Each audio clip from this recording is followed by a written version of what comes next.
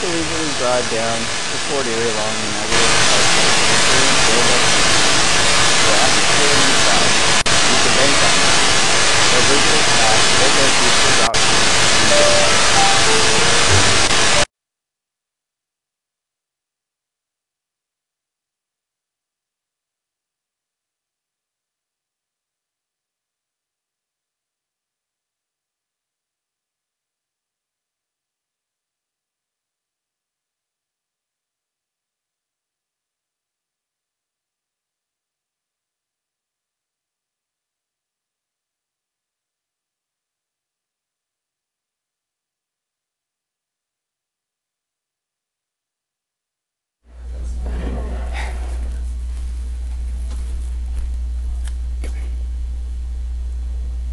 Good evening. Welcome to Sun Media Niagara's coverage of tonight's provincial election, brought to you by the Old Bank Bistro and Bar in Fort Erie, and sponsored by the Greater Niagara Chamber of Commerce, Lancaster, Brooks and Welch in St. Catharines and Welland, and the Electronic Depot in Niagara Falls, and Doc McGilligan's Restaurant and Irish Pub in Niagara Falls. Over the next few hours, we'll be bringing you the most comprehensive live coverage for this important election that you'll find anywhere. My name is Karina Walter from the St. Catharines Standard, and tonight I'll be joined by guests here in our studio at 1 St. Paul Street in St. Catharines. We'll also take you live to the scene in the 4 Niagara ridings where candidates are waiting for their results. We'll hear from the Premier of Ontario, and of course you, the viewers, will have lots of opportunities to have your say via social media, the websites of the Welland Tribune, Niagara Falls Review, and St. Catharines Standard, and through email. With me now is Calvin Reid, a senior consultant with Enterprise Canada, St. Catharines office, and a former political reporter here at the St. Catharines Standard. Cal, what are you expecting to see tonight? Well, Karina, it's going to be a pretty tough race to call. All over the province, it's been kind of back and forth. The polls have been really volatile. I've never got a sense that voters are really engaged in this campaign much at all, which just leads to big question marks tonight. Trying to make any kind of predictions in terms of the turnout is a bit of a mug's game. But when it's this tight, when it's this close, I think one of the most important things is the get out the vote effort for each campaign. That's going to become vitally important. I think especially in some of the ridings here in Niagara, St. Catharines and Niagara Falls in particular, it's going to be key that they rally their supporters and make sure they get to a ballot box. The one thing that I do feel about tonight, and this could be the kind of result that the proponents of proportional representation are looking for. It is not beyond the realm of possibility that tonight the party that gets the most popular votes doesn't necessarily get the most seats. And if that does in fact happen, I think you're going to find a whole new swath of people who are interested in learning a little bit more about proportional representation and how it might work in Ontario. Well, it'll be interesting to see what happens in Niagara. Of course, Tim Hudak usually wins out in the West End. NDP are usually the front runners in Welland. Jim Bradley is always holding St. Catharines. Niagara Falls is kind of interesting. What do you think is going to happen there? Is it a bellwether riding? Well, it's an interesting riding. I'm very interested in the Niagara Falls race, especially with the by-election just a couple of months ago. For a couple of generations, it's been a bellwether riding, and the way it's gone, the government's gone. Obviously, in February, they elected their first non-government MPP in quite some time. How that's going to play out tonight, it is extremely hard to say. Again, the get-out vote is going to be very important for both the Wayne Gates and the Bart Maves campaigns, and whichever one is able to kind of organize that ground war better is going to fare better at the ballot box, obviously. And I guess joining us is someone who's no stranger to political elections, Kim Crater, the former MPP in Niagara Falls. Kim, what do you remember about nights like this? Well, I remember election day because I always went in and voted for myself, and when I got there my name wasn't on the ballot, so I was quite disappointed. This is really interesting to watch. First, provincially, Tim's message has been, he got criticized the last election because he didn't have a platform. This time he actually put a platform out, and that's been the centerpiece of the other two parties attacking him. So his message has been pretty clear. We have a massive deficit. We have to deal with it. Here's the road that I propose that we go forward. The other two parties are saying, things will be okay, we'll pay off the debt down the road, but in the meantime we're going to keep our services and we're going to continue spending money on different projects. So that's going to be determined by the public what they think is the most important thing that they feel needs to be dealt with. Here in this riding, I knew when I left that, and I was just saying to a few people, the reason I had any success in the last couple elections was because I was never considered a liberal. And that's not to be negative, but people looked at me as sort of as Kim Crater, the person. So this last by-election, I knew in my heart that it was going to be very challenging for anyone who was running. No reflection on the person, just anyone who was running, because it was a backlash about a number of things that the party had done, whether it was the racetrack or a number of issues. Sorry, Kim, if I can just jump in there. The party did take quite a hit in February. I believe Joyce Morocco's numbers were less than half of what you secured in 2011. What do the Liberals have to do in Niagara Falls to rebuild? They're going to have to, I don't know. If I knew, I would have shared it. I don't know. Many of the things that occurred, before I left, back here, the public here really were upset about and took it out on the Liberals. We used to, I'm being very upfront because that's my style, but I said to the Premier once, I don't live in that riding where if I'm in Toronto, everybody votes you because you say you're a Liberal. You're just a Liberal, they vote for you.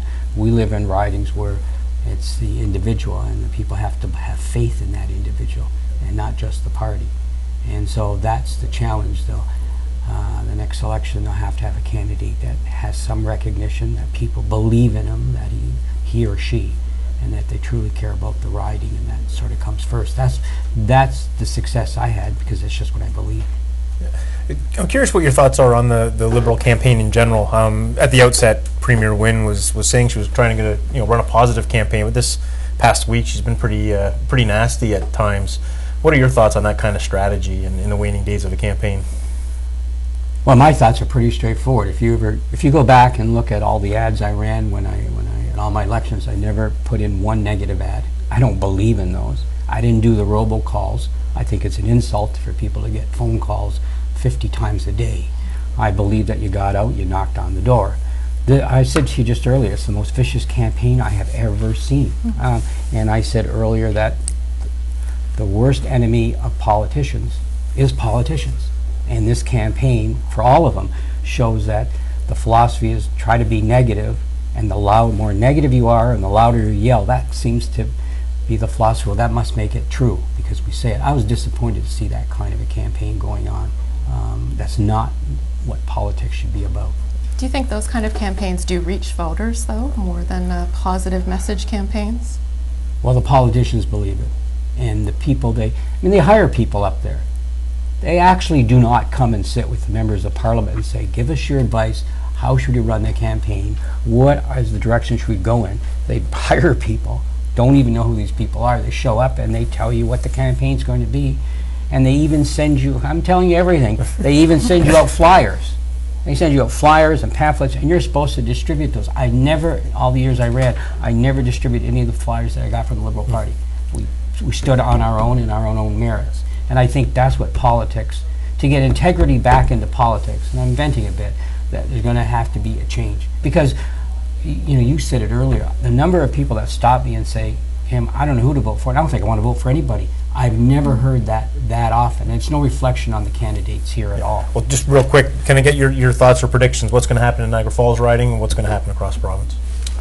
I think in Niagara Falls, I don't know. I think we're all saying it'll be extremely close between Wayne, a good person, and Bart Maves, who's run a number of times, and he's a good friend. So I really can't predict. Across the province, it'll be a minority government. Any thoughts of whether it's going to be a PC, Liberal, or NDP minority? I think it might be a Liberal minority. And then we're back to, and we'll close quickly, but I remember when the media called me and said, Kim, are you excited because they're a minority government? And I said, yes, they wrote up the story. Because I thought in my heart it would work. Minority governments don't work because our electoral system, when you get up there, the objective of the opposition is how do I become the government, so you don't work together. That's how it works. It's a sad thing. Well, we'd like to spend a few minutes looking at the candidates in each of the 4 ridings. In St. Catharines, we have Jim Bradley for the Liberals, Matt Cisco for the PCs, Jenny Stevens, also a St. Catharines councillor with Matt Cisco. She's running for the NDP, Karen Fraser of the Green Party, Sala Wazirudin for the Communists, Nicholas Dushko for the Libertarian Party. I guess the big question here is, can anybody knock off Jim Bradley? Kim, what do you think? No.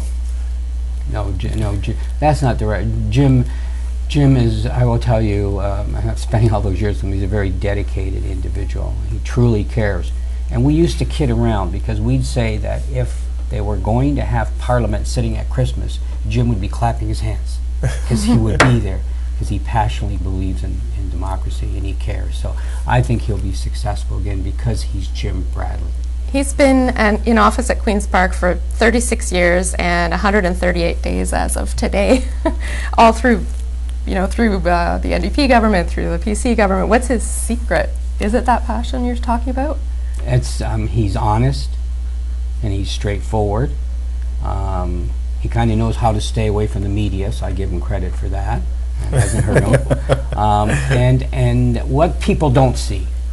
As a minister, there's an obligation that you have to always speak in the direction the government's going.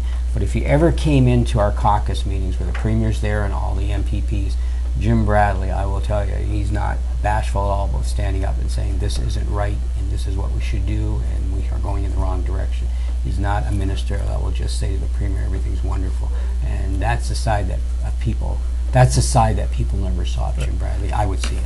His last election, 2011, was one of his narrowest victories. I guess, does that carry over? Has he got a little bit more of a fight on his hands this time, given that it was so close last time and what's happened over the last 2.5, 3 years? Yeah, I think so, because of the incidences that took place, whether it's the gas-fired plants or eHealth or Orange. Those, Jim's not involved in them, just like I'm not involved in them. They happen up there, and not things that we support, but they happen. So I think those will have some effect on him, but I'm confident that Jim will be re-elected. His goal is to be a member of Parliament at 101. That's his goal. How do you think other candidates should approach trying to beat him? Well, I give them all credit. I mean, I was listening to the list of people. Anybody who runs, people don't understand when you put your name forward, you're under the microscope, every word you say, and those people who are really, if you're an NDP supporter, then the others are all, you will not say positive things about them. So the point I'm making is once you put your name out there, it's out there. And if don't read the blogs, don't read the tweets, because they'll get to you emotionally. You'll take them very personally. So they've got their work cut out, but you got to congratulate them for running. Well, turning to Niagara Falls, we have incumbent Wayne Gates from the NDP being challenged for a second time by progressive conservative Bart Mabes, a former MPP himself in the riding and a two-time loser against Kim Crater. Clark Bitter is running for the Green Party, Ralph Penicucci for the Libertarians, and Lionel Tupman for the Liberals. So what do we make of this riding? It'll be a two-person race. Everyone knows that, between Wayne and Bart. Two very good people. Just two different philosophies. Lionel's he's a good. I said to him, we had coffee the other day, I said, he reminds me of Clark Kent. If you ever saw him, he reminds me of Clark Kent, Superman. A good kid. He has a bright future ahead of him. And the other person I was really impressed with is Clark Bitter. Clark, for the Green Party, has really put the time and the effort in, has spoken out on issues, and hasn't just put his name forward. And same with the Green Party. You have to give him lots of credit for that as well. So it'll be a two-person race. And it's just this riding, just to tell you, I lived it.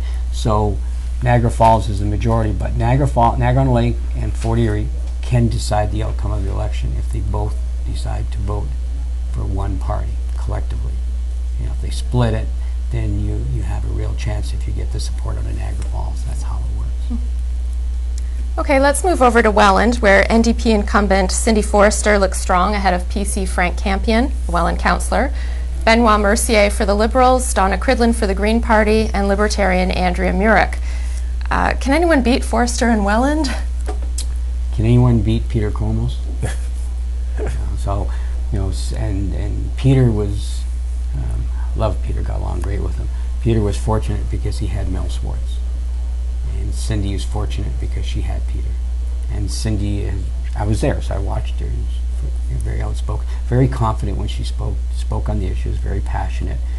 So I'd say no. And the makeup of Welland leans towards NDP. Yeah. They're working, hard-working people there, and so they lean in that direction. Frank Campion's run a campaign that's really trying to highlight guess things that haven't come to the riding, given that they've had an NDP member since the mid-'70s. Is there anything to that? Do governments kind of look at and shun ridings that aren't held by their members?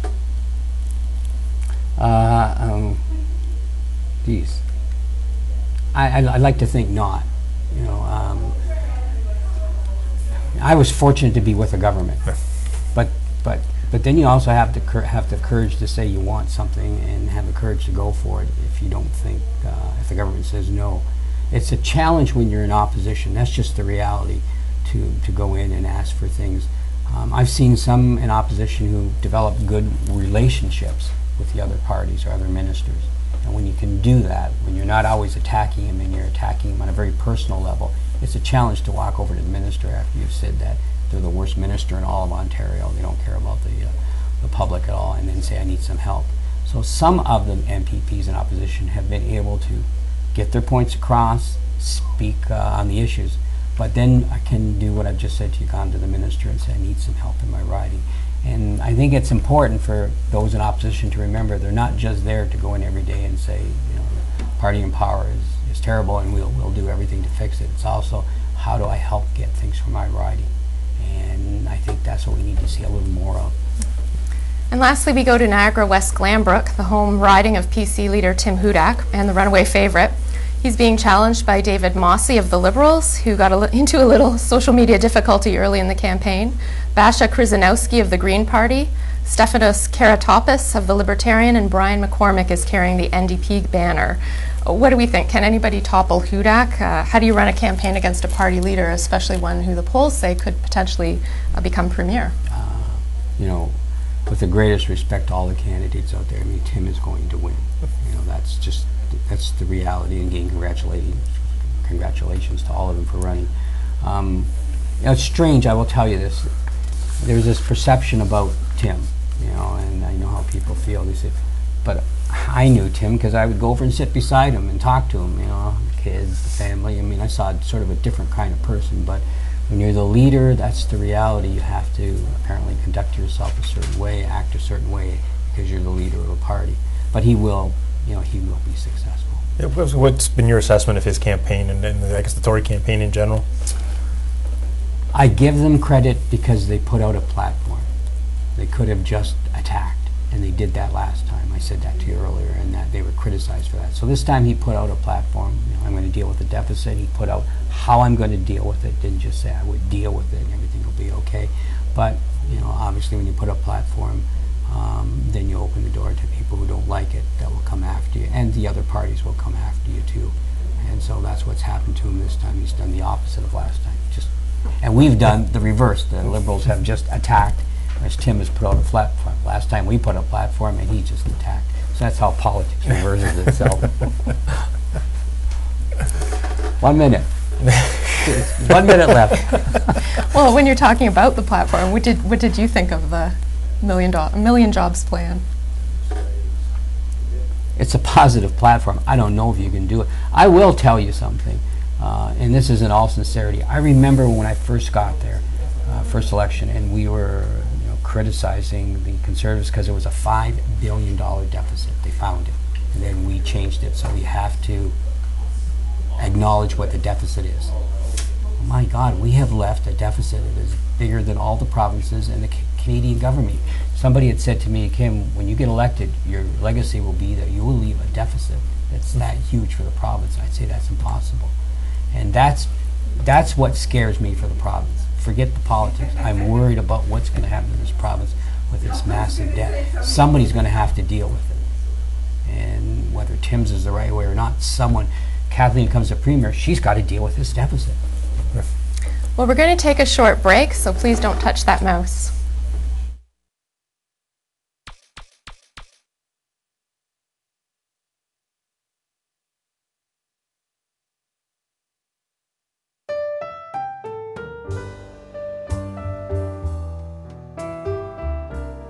Take a leisurely drive down to Fort Erie along the Niagara River Parkway and experience the Old Bank Bistro, where atmosphere meets value.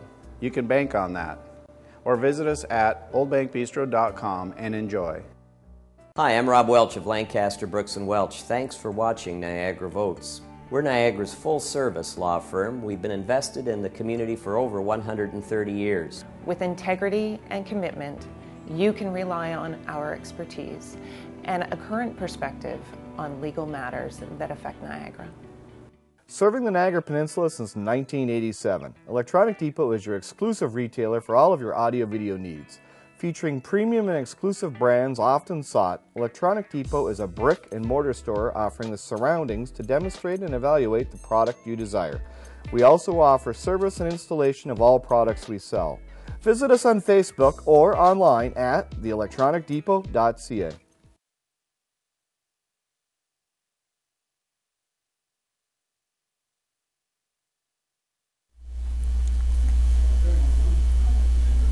Welcome back, everyone, to Niagara Votes 2014, brought to you by the Old Bank Bistro and Bar in Fort Erie, and sponsored this hour by Lancaster, Brooks and Welch in St. Catharines and Welland. We'd like to thank Kim Crater for joining us tonight.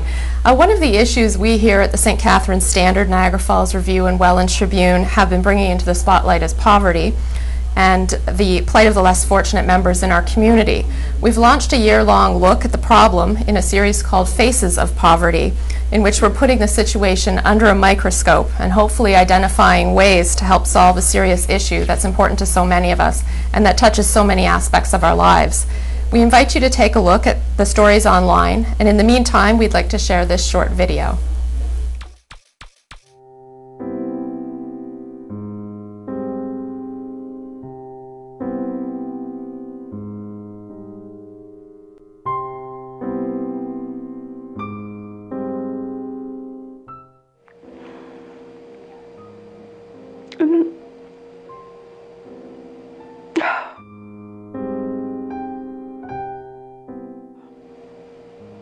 Sorry. That's okay. What upsets you? Family is everything.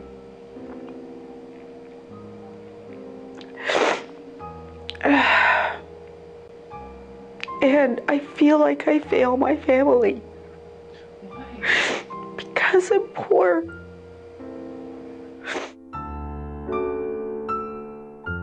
Sometimes I feel like I don't deserve it, but we all deserve it because he loves us all, right? I packed for a month, cried every day. And like I said earlier, I know a house is just a house, but it's what it meant.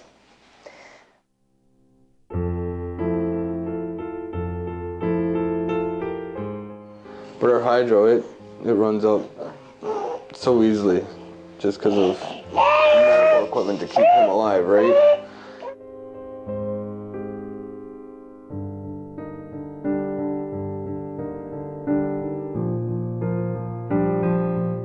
You kind of live in a vicious cycle of you're stuck living on a few $100s a month, which is very, very hard, very, very difficult. I am scared out of my mind that Mrs. Wynne will cut ODSP down to the amounts that Ontario Works is.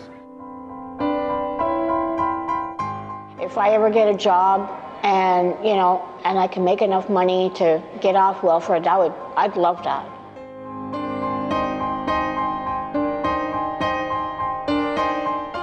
Because everybody would make fun of me. Sorry, I got tears. And it's hard because I don't know how to read and I don't know how to spell and everybody makes fun of me. And I don't think that's right.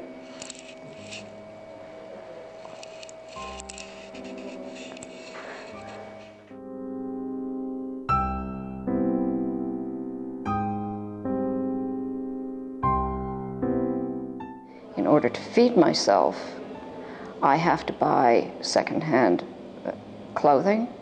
I have to buy day-old bread. I have to buy food that's just on the cusp of expiring. And I had to sleep in a room, and there's nothing but fleas everywhere. In the mattress, the blanket you had one blanket. There were no sheets on the mattress back then. You get one blanket and one pillow, and it didn't have a pillowcase even on it, and that's how I had to sleep.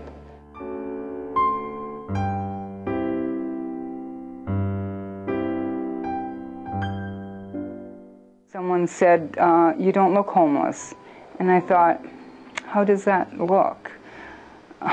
What does that look? That there are people that didn't expect to be in this situation, in it. And it's just like that, it can happen.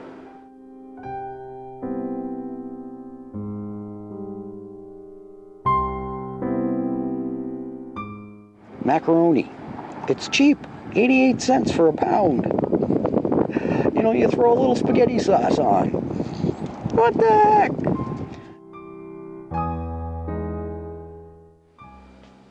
Thank God I was able to hang on to things and not have to lose. Sorry.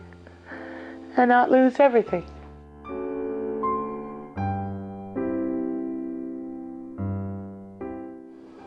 What you hear about in school where they say you can follow your dreams type thing, right? But they don't tell you that, you know, they say that you can be this and you can be that, right? But they don't tell you that you can be broke and you can be, you know, owing like 3 different creditors money, and, you know, you can be like having 2 jobs instead of like the one that you want, you know.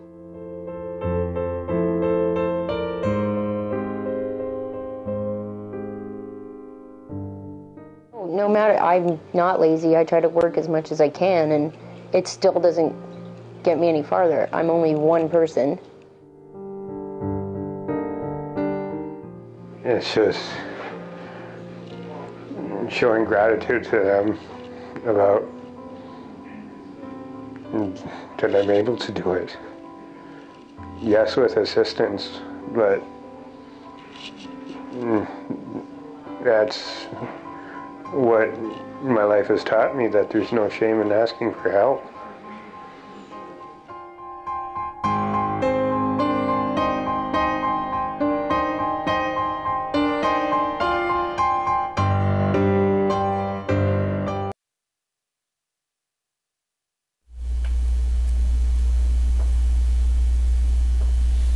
Good evening. I'm Grant LaFleche from the St. Catharines Standard. I'm a reporter and columnist.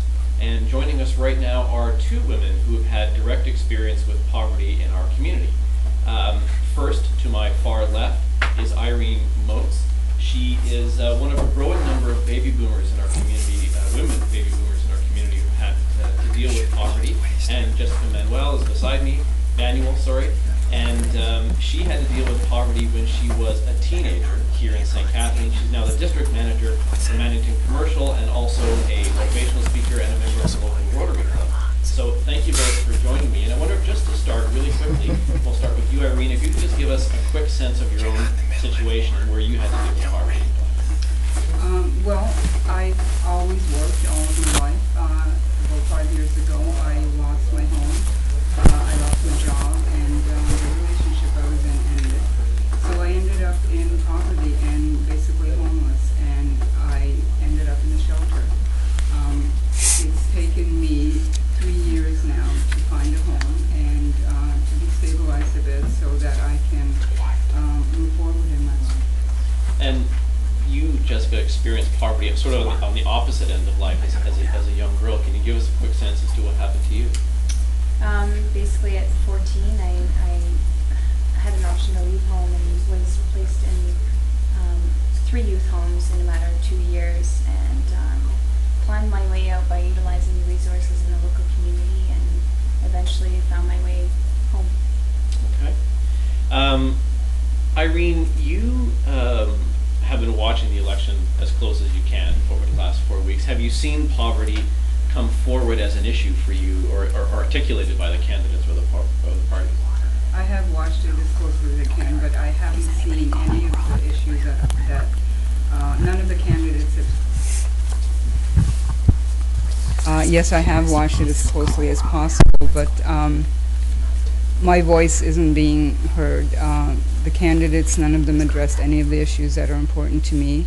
The people that live in poverty and are homeless have they're invisible to the candidates. There's nothing being said when when they speak of hope for the future. It doesn't include us. It doesn't include me. So what are some of the things that you would like to hear?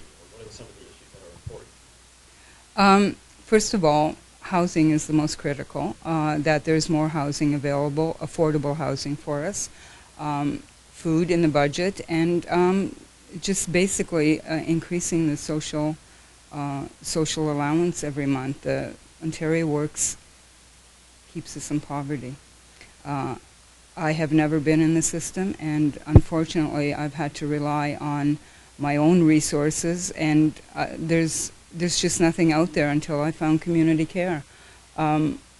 It's difficult to put into words how hopeless it looks when you're in a shelter and you can't navigate a system.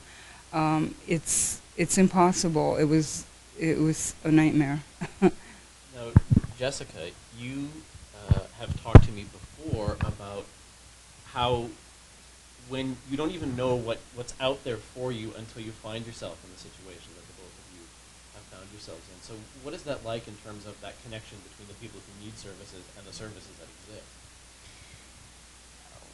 Well, I guess the main struggle today, and the same for when I was a kid, was the lack of education.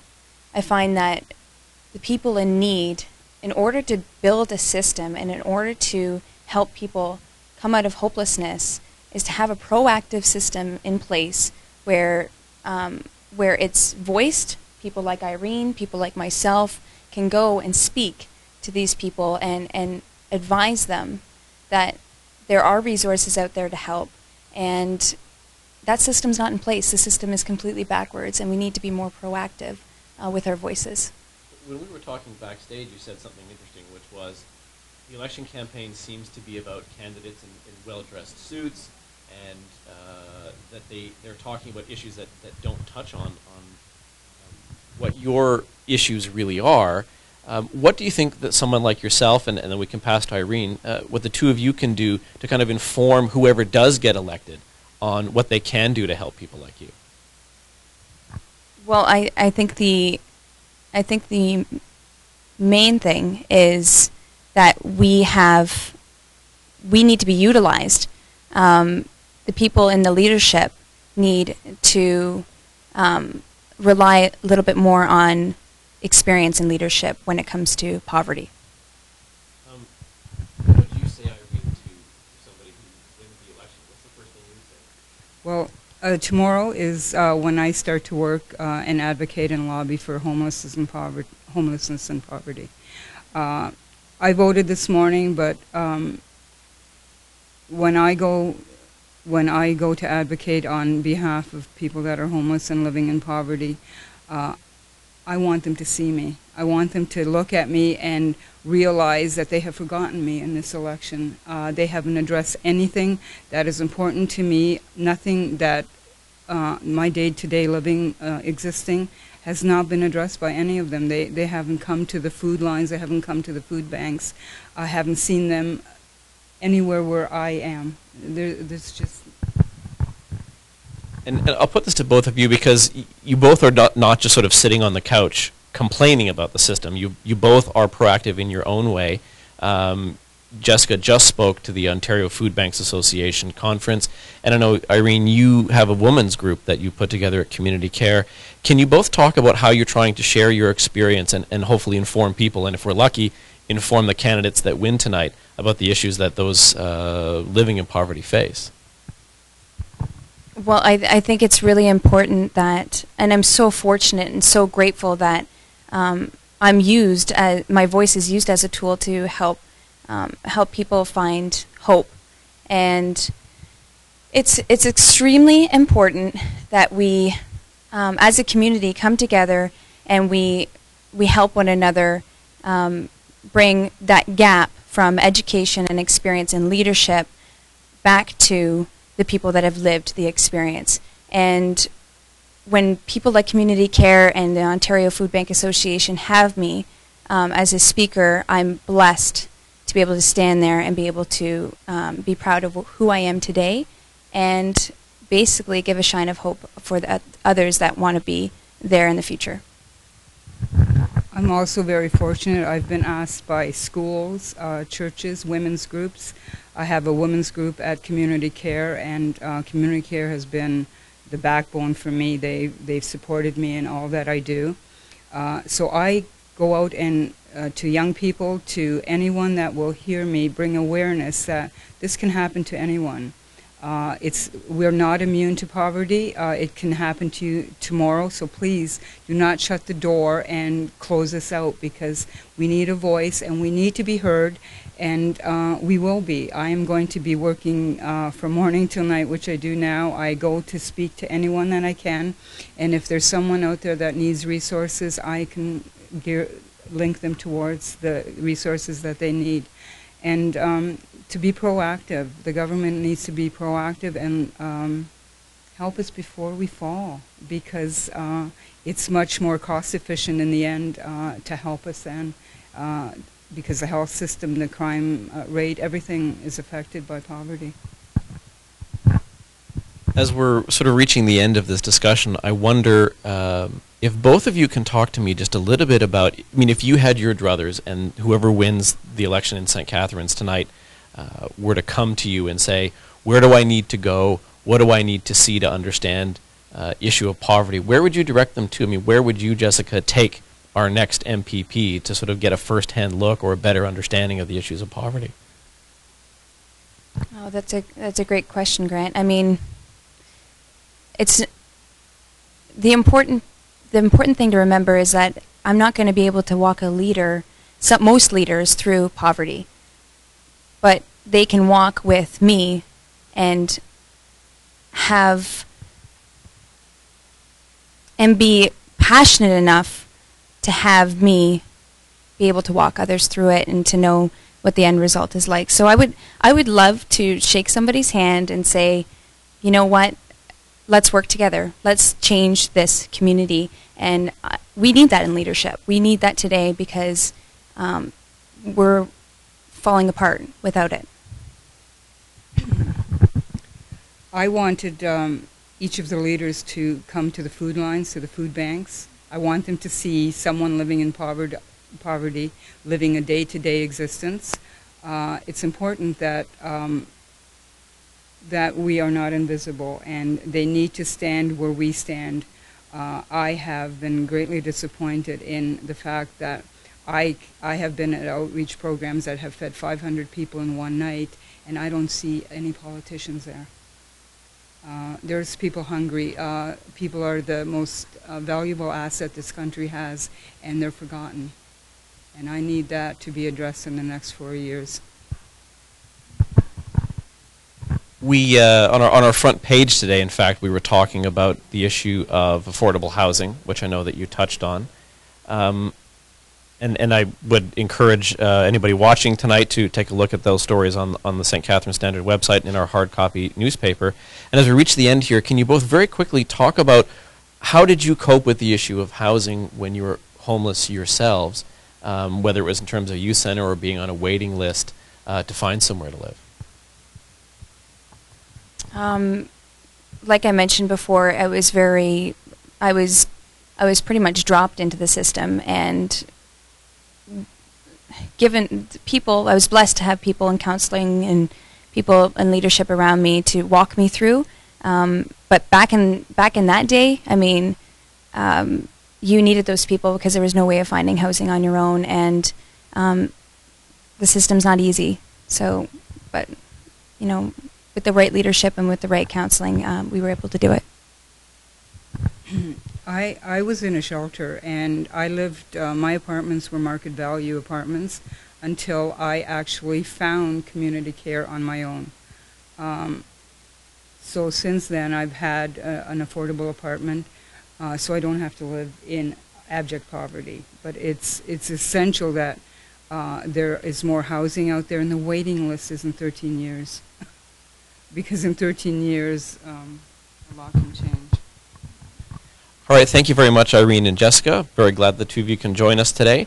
And please remember to go to the Standard website to look at our ongoing series on the faces of poverty. And we're going to come back after a short break.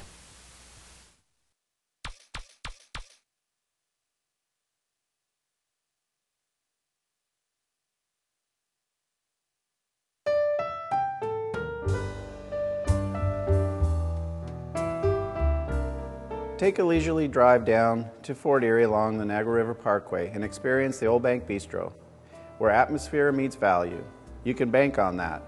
Or visit us at oldbankbistro.com and enjoy. Hi, I'm Rob Welch of Lancaster, Brooks & Welch. Thanks for watching Niagara Votes. We're Niagara's full-service law firm. We've been invested in the community for over 130 years. With integrity and commitment, you can rely on our expertise and a current perspective on legal matters that affect Niagara. The Greater Niagara Chamber of Commerce is Niagara's largest business organization with over 1,500 members representing 45,000 employees. With a dedicated advocacy team, the Chamber works hard to keep the cost of doing business in Niagara competitive and help businesses grow. Gain access to benefits like low rates for members and their employees from Virgin Insurance and gas savings with Gales Gas, as well as the Chamber Group Insurance Program. Stay connected with us.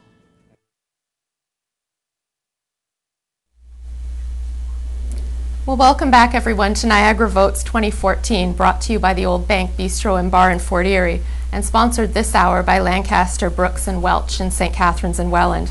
Remember, you can email questions to Dawn Fraser at dawn.fraser@sunmedia.ca, tweet them to us on any of the daily newspapers using the hashtag Niagara Votes, or post them on Facebook.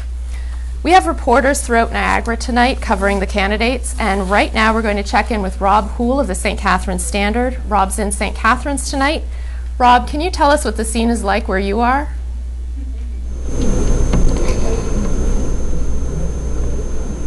I can't. Cisco supporters, excuse me, two Mats at City Council last month, where the supporters of Matt Cisco are going to gather after the polls close. I'm here with campaign manager Trevor Harris.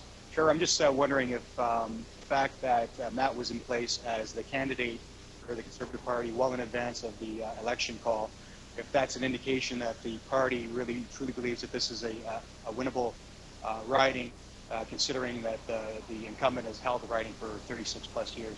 Well, I think so. If you look at the results in 2007, when Sandy Bellows ran, it was actually a really close race, one of the closer races we've seen in St. Catharines since Jim Bradley was elected 37 years ago. So having Matt in place for the better part of, frankly, a year and a half was actually really beneficial to the party and to Matt locally. We've had the opportunity to bang on virtually every door in the city over the course of that time and generate a fair bit of support. Okay, good. Now that the campaign has come to a close, how did it go? Is there anything differently that you would have done? It's a conversation we've had amongst the campaign group for the last couple of days, actually, and we're really happy with how the campaign. We think we have the opportunity to point out what we think are some of the flaws of the last 10 years of government and the role of the local candidate in some of those scandals and corruption issues, whatever else. And Jim Bradley's a nice guy. Everybody believes he's a nice guy, but the fact of the matter is, after 37 years and 10 years in government recently, we just think it's time for a change. So we think we've offered a really positive view of what the vision of St. Catharines should be, and Matt's been out there pounding the streets talking about his solutions for St. Catharines and how to move the city forward. Was that something that came up quite a bit in the campaign, on the campaign trail, seeing that people were disgruntled, not necessarily with Jim, but disgruntled with the so-called scandals from the Liberal Party? I think that's been a dominant theme in the election. Really, it's unfortunate for somebody like Jim Bradley, who's had a pretty stellar 37-year career in Parliament, to be overshadowed by some of those scandals that have taken place within the broader Liberal Party. Certainly, the Premier's been dodged by those questions for the entire campaign. Yeah, and unfortunately for Jim, he's had the seat next to the Premier for a good chunk of the last term of government. So it's something we did here, but frankly, we've been focused on not just dwelling on those issues. Matt's been really focused on talking about his solutions for the city, about creating jobs, making a more livable community, and really taking St. Catharines' issues to Queen's Park. Okay, thank you very much. It's campaign manager Trevor Harris, campaign manager for Matt Cisco. Back to you at the Standard office, Karina. Well, thanks, Rob. With us now is Mayor April Jeffs of the Township of Waynflete, the smallest municipality in our region, but one that's seen its share of controversy. Welcome, April. We'd like to talk to you about two issues, windmills and healthcare. Well, April, thanks for joining us tonight. The Liberal government's invested a lot of time and money into green energy and developing wind farms across the province. Obviously, this had a pretty direct impact on Waynflete. Can you tell us a little bit about Waynflete's position on wind farms and your thought on them? Okay, well, first I'd like to say thanks for having me here tonight. Yeah, if I can kind of take us back at the start of the term in 2011, right at the beginning in January, we found out we were going to have a wind turbine project and that it was going to directly impact our local skydive business. And from there, kind of the word spread and residents came out slowly at first, but then it gained a lot of momentum with their opposition toward wind turbines. So the first step was to join the moratorium, which called for further health studies. We did that, I believe, in March of 2011. And then from there, we were encouraged to pass a 2-kilometer setback, which we did, which was challenged in court, and we were unsuccessful, but the judge didn't rule it as invalid, so it was a victory. And then further to that, now Skydive Burnaby has kind of taken the lead on this, and we just found out recently that they have had an injunction. So first they had a stay and they had an environmental review tribunal hearing, and they were unsuccessful, but then they did press further, and now they have this injunction, and I believe that halts any further construction until August. Now some people would say, well, the turbines are already up, but the transmission lines and the different things that go with it haven't been completed yet. So as I understand it, I'd hoped to speak to their lawyer before I came on today, but that has all been halted until a court case in August. So the township's position is still that we don't support them. We're not anti-green energy, but we feel that these were forced on the municipalities. We had no say. There was not even, I don't think our residents would have been happy if there was any kind of tax break or a hydro break regardless, but there wasn't even that option for us. So really quick, I guess, before we move over to the healthcare, what kind of impact do turbines have on a community? Well, we're going to have to see, as time rolls out. That's the big controversial issue. A lot of people have said that it's the NIMBY syndrome, that there aren't going to be direct health impacts, that it's not going to devalue property, but we are seeing that and we are hearing that from other rural municipalities. Of course, you've also been front and center on the healthcare debate, both as a politician and a mother. You are concerned that the Niagara health system is closing hospitals in Welland and Port Colborne, and you experienced firsthand a prolonged wait for emergency orthopedic surgery for your son, which you and I talked about. Right. Can you tell us a little bit about what happened there? Well, he broke his leg, I guess it was May 21st, and he was with my neighbor at a baseball game, so she drove him to the Port Colborne Urgent Care, which we knew if he had to have anything major, he wouldn't be able to stay there. So they did an x-ray, and then they transported him to St. Catharines, and I had asked why, and they said, well, he's still considered pediatric, so he needs to go to St. Catharines. Welland won't do the surgery. So we arrived at the St. Catharines emergency, I think around 9:30 that night, and it was busy, and he wasn't seen until about midnight. And that was okay. He was supposed to have been splinted, and he wasn't, so I know there was a little bit of a discrepancy there. And then we waited, I guess that was a Wednesday night, so he didn't go in for any surgery until the Friday morning, so it was about 36 hours. And at one point on the Thursday, the attending doctor had come in, and I was under the impression he would go in the afternoon, and he said, oh no, it won't be until the next day because they were so busy. And since then, I've had some faculty in the area reach out to me and have said that in Welland they can do that surgery. I think it's 5 and under that they won't, and they will do surgery if they can. I guess they don't have to. If they don't have to keep the children overnight, or they can transport them elsewhere. So, without getting into a lengthy, I've had a lot of people reach out to me and give me a lot of information, and without getting into lengthy, I think there are still a lot of issues that need to be resolved. There's a lot of bouncing between these different hospitals, from what I'm gathering, and then patients are suffering for it. Do you think that the NHS should maintain its current roster of hospitals?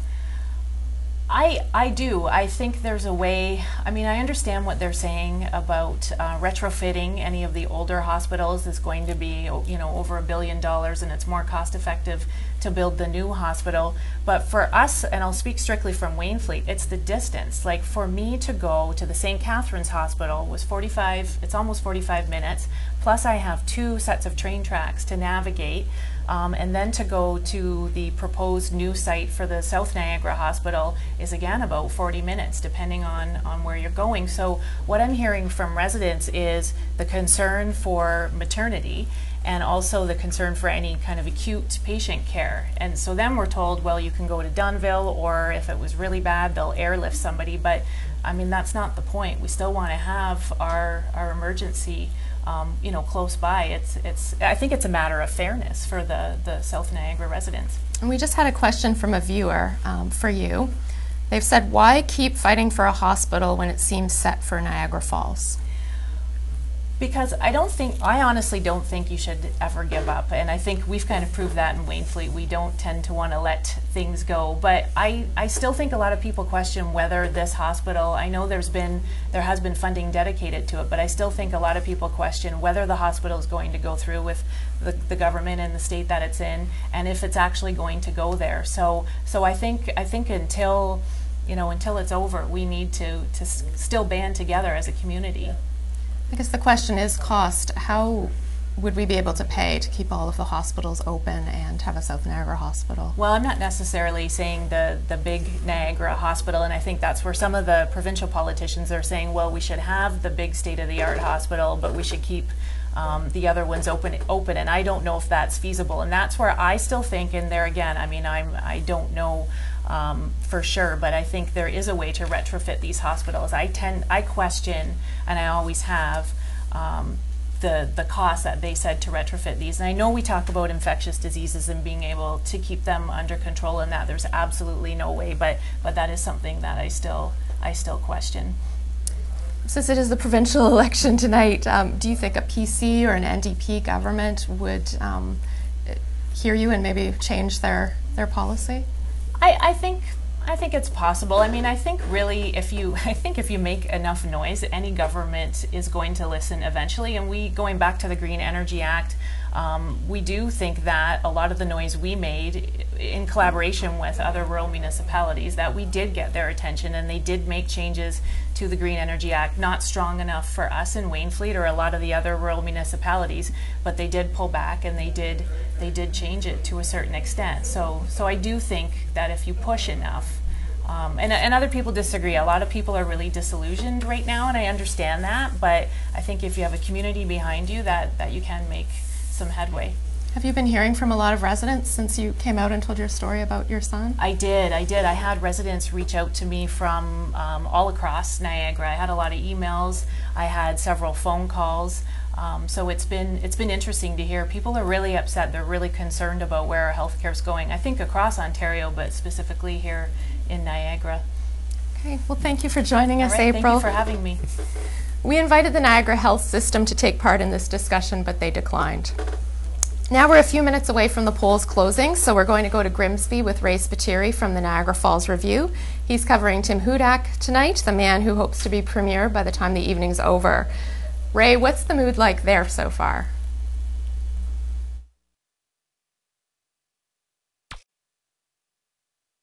Election night headquarters at the Mountain Ridge Community Center in Grimsby. The number of supporters here, they're starting to file in now. They're almost matching the number of media that are here from across Ontario and from across Canada as well. The mood seems to be one of cautious optimism. There's little doubt that Mr. Hudak will take this riding of Niagara West Glanbrook, but all eyes are sort of on the provincial race across Ontario, where the Fort Erie native hopes to become the next premier of Ontario. All pre-election polls seem to show that this is a tight race across the province. Mr. Hudak hopes to become the first premier from the Niagara region, but the polls show that it's really, really tight. Back to you in the studio, Karina.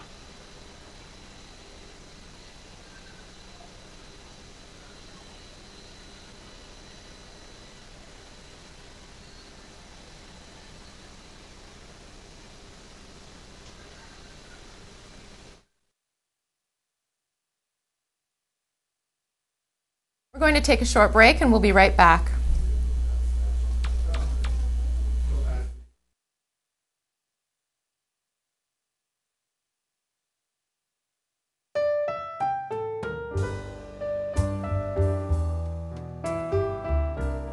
Take a leisurely drive down to Fort Erie along the Niagara River Parkway and experience the Old Bank Bistro, where atmosphere meets value. You can bank on that. Or visit us at oldbankbistro.com and enjoy. Hi, I'm Rob Welch of Lancaster, Brooks & Welch. Thanks for watching Niagara Votes. We're Niagara's full-service law firm. We've been invested in the community for over 130 years. With integrity and commitment, you can rely on our expertise and a current perspective on legal matters that affect Niagara.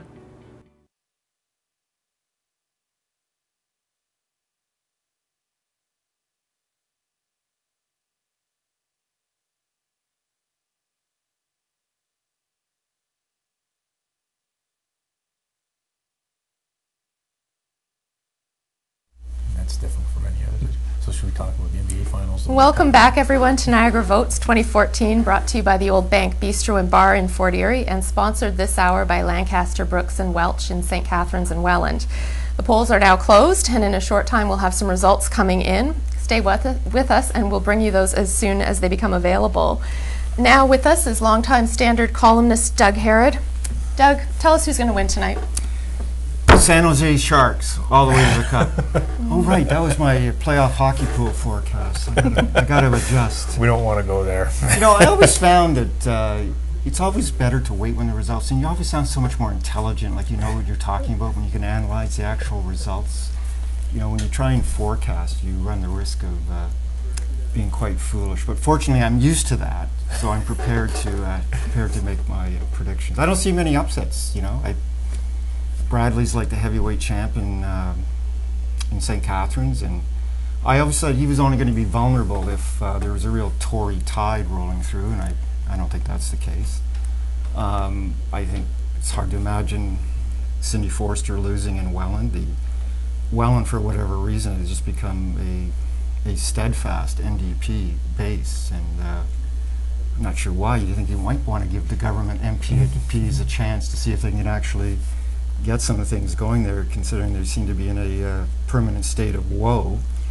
And obviously Tim Hudak, I think, is the favorite in Niagara West Glanbrook, or is it Glanbrook West Niagara? I don't know. And I think the real interesting one is Niagara Falls with Maves and Wayne Gates. And to me, that's kind of like the bellwether riding here. I just can't imagine the Conservatives being able to form a government if they can't take Niagara Falls. Yeah, we've talked a bit here tonight about the nature of this campaign and how it's rolled out over the past 6 weeks. It's been a long campaign. What's been your assessment of I guess, each party's strategy and how they've approached trying to win everybody's votes? Well, I think it's interesting, you know, with the like, I don't think there's particularly locally. I don't know if there's a lot of necessarily issues out there, and you know, and certainly in St. Catharines, you know, everybody talks about the GO train, but you know, it's like a motherhood and apple pie issue.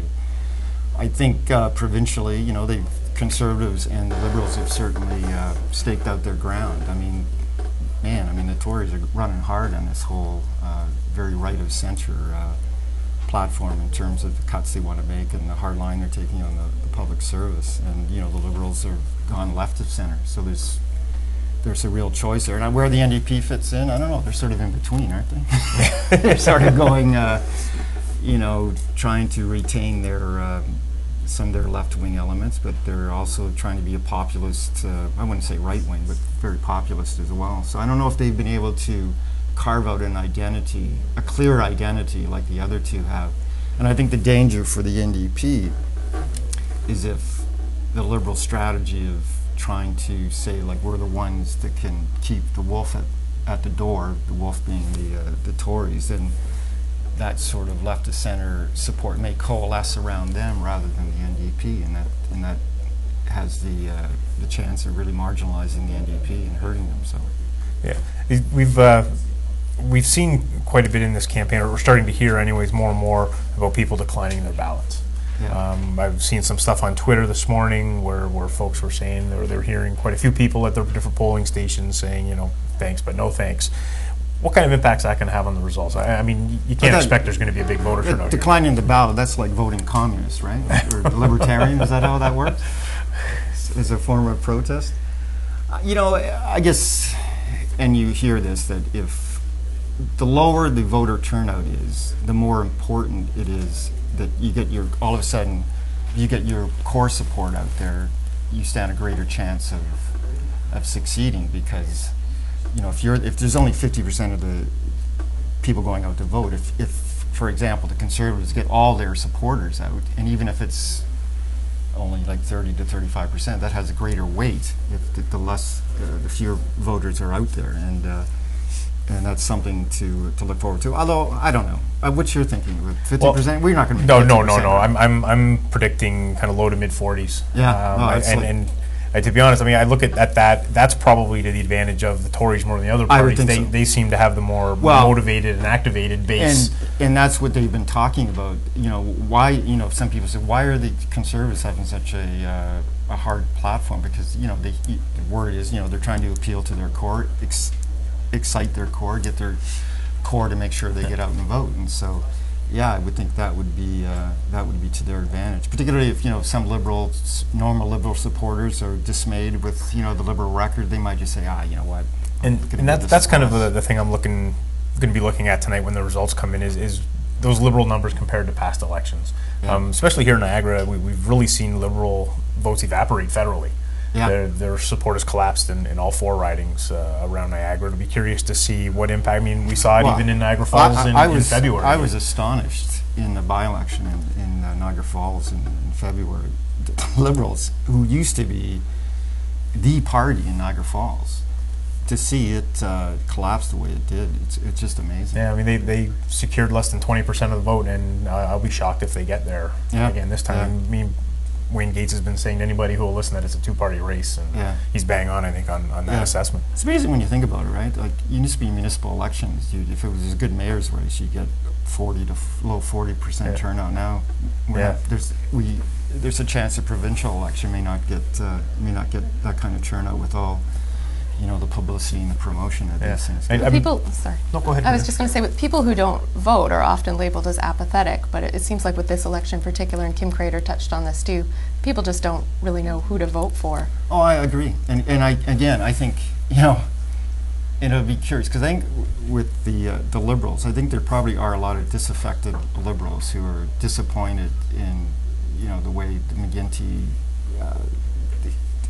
the last election and the policy, the information has come out since then about, obviously the gas plants and other scandals, as it were, and they just are having a difficult time saying, what, we've got to vote these guys in again. But then they look at the alternatives and they're not pleased with it. So yeah, they just may, well, I'll just show my distaste by not voting. Period. So it'll be curious to see. I guess sticking with the voter turnout, I don't know if there's any solutions to turn around. I mean, the way politics is shaping up lately, there's some pretty strident partisanship at play. We're seeing a lot of negative attack ads. I think that's really turning off people, and I really don't know how to get the next generation of voters engaged. Yeah. And another thing, I know people saw the leadership debate that was held. Again, it was so much bickering and talking over and not really listening to each other. I didn't think that was particularly stimulating. That would get people excited about the election and what the parties were trying to say. And you add it all up, and I think there's this feeling too that it's not the old story, but it's not going to make a difference. So why bother voting? It's really sad the way it's going.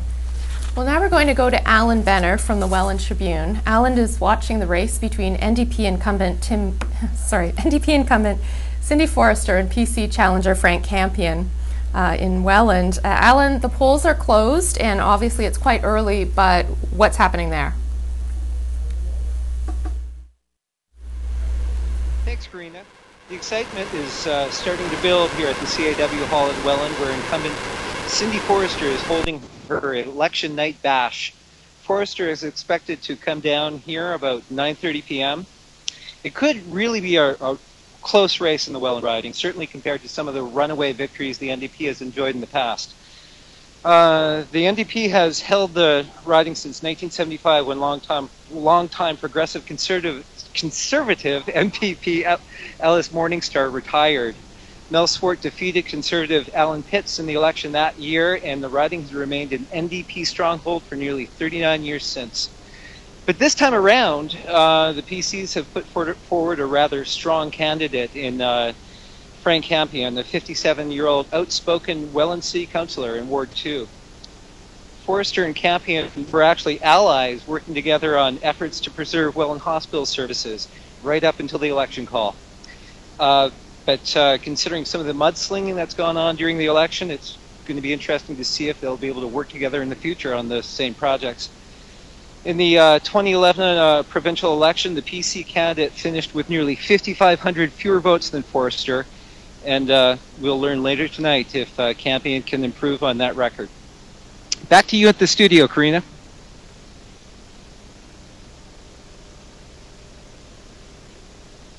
Now we're going to check in with St. Catharines Standard columnist Grant LaFleche, who's wandering around our studio and newsroom this evening.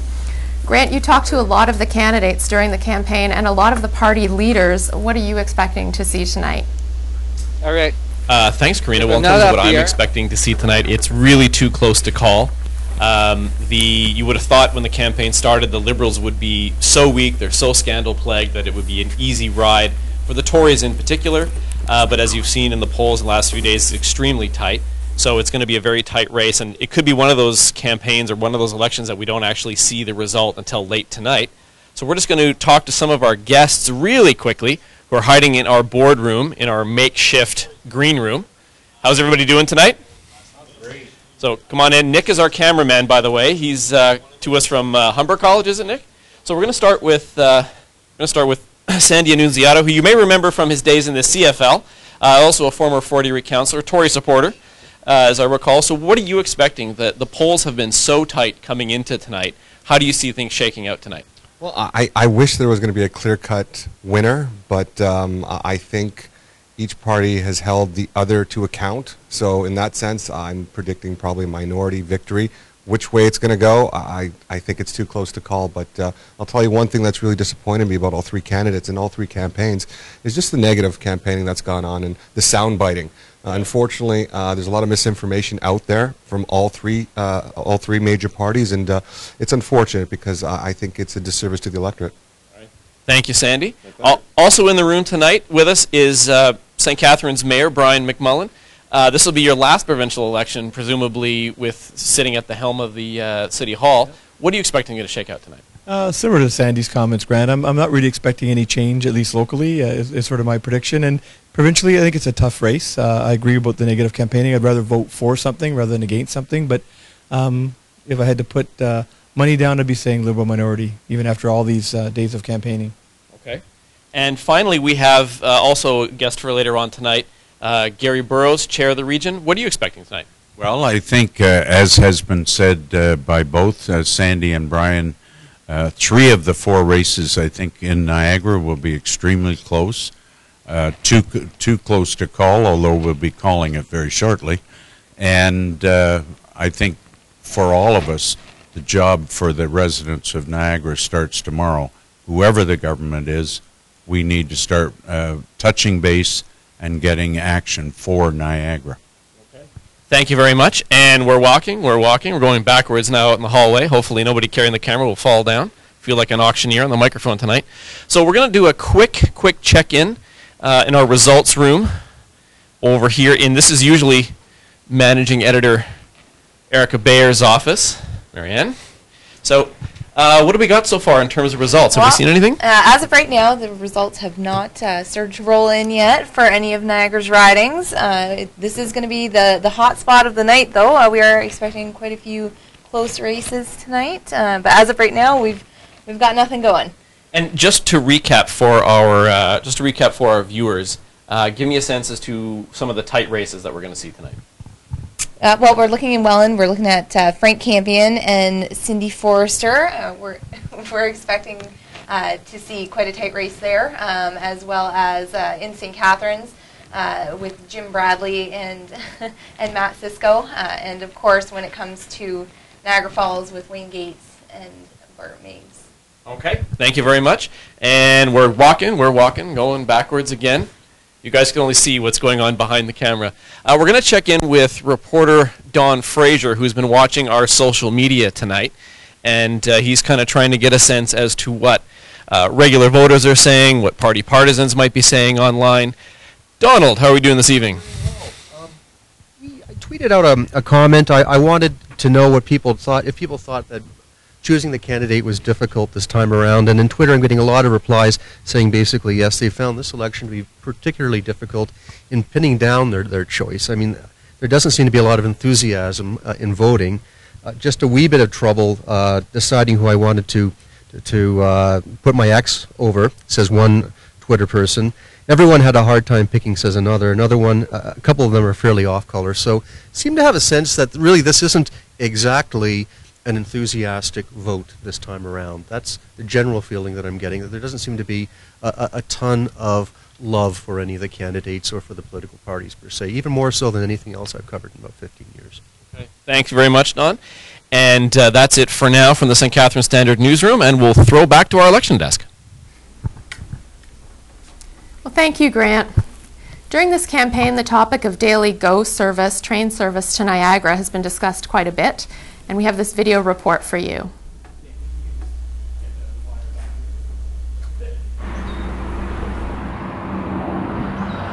GO train is absolutely essential to the economy of the Niagara region. The Golden Horseshoe has been developing, and it seems to go just as far as the GO line goes. And if you go up 10,000 feet and you take a look at the bigger picture, you'll realize right now, as we sit here, they're building light rapid transit connecting Pearson International to Union Station. We've got GO train coming around to Hamilton. At the same time, they're starting to build a high-speed rail station in Niagara Falls, New York, that will link New York City with high-speed rail. We are right in the middle of all of this. This GO train commuter line will act as an umbilical cord into the GTA. It'll draw all sorts of jobs this way, and the advantage we have here is people that are currently renting in Toronto can have the pride of ownership and build equity into their futures by owning a house, having a yard, the quality of life that we experience down here, unparalleled anywhere in the province. Look, I'm a Niagara MPP. I'd love to see it, but we got to get first things first. We have some pretty tough choices. When you're deep in a hole, you got to balance the books, and you also have to get the economy going. I mean, that's why my big plan, right up there, the Million Jobs Plan, we'll get people in Niagara working again. And then when they are good, steady jobs and paying steady taxes, that's a consequence of a good job. Then we have the funds to invest in our transportation system like that. Look, would I like to see it for my constituents? As an Niagara MPP, of course I would. No doubt about it. But I've got to put first things first. And that means putting people back to work in Niagara through affordable hydro, lower taxes, less debt, and then we'll have the funds to invest in things that we care about. We're committed. Look, I'm from Hamilton. I know the difference between getting 1 or 2 trains in the morning and 1 or 2 trains in the afternoon and having much more robust service. It makes a big, big difference, and I know that that'll make a big difference for this community. So we're committed to all year round, all-day GO service here in Niagara.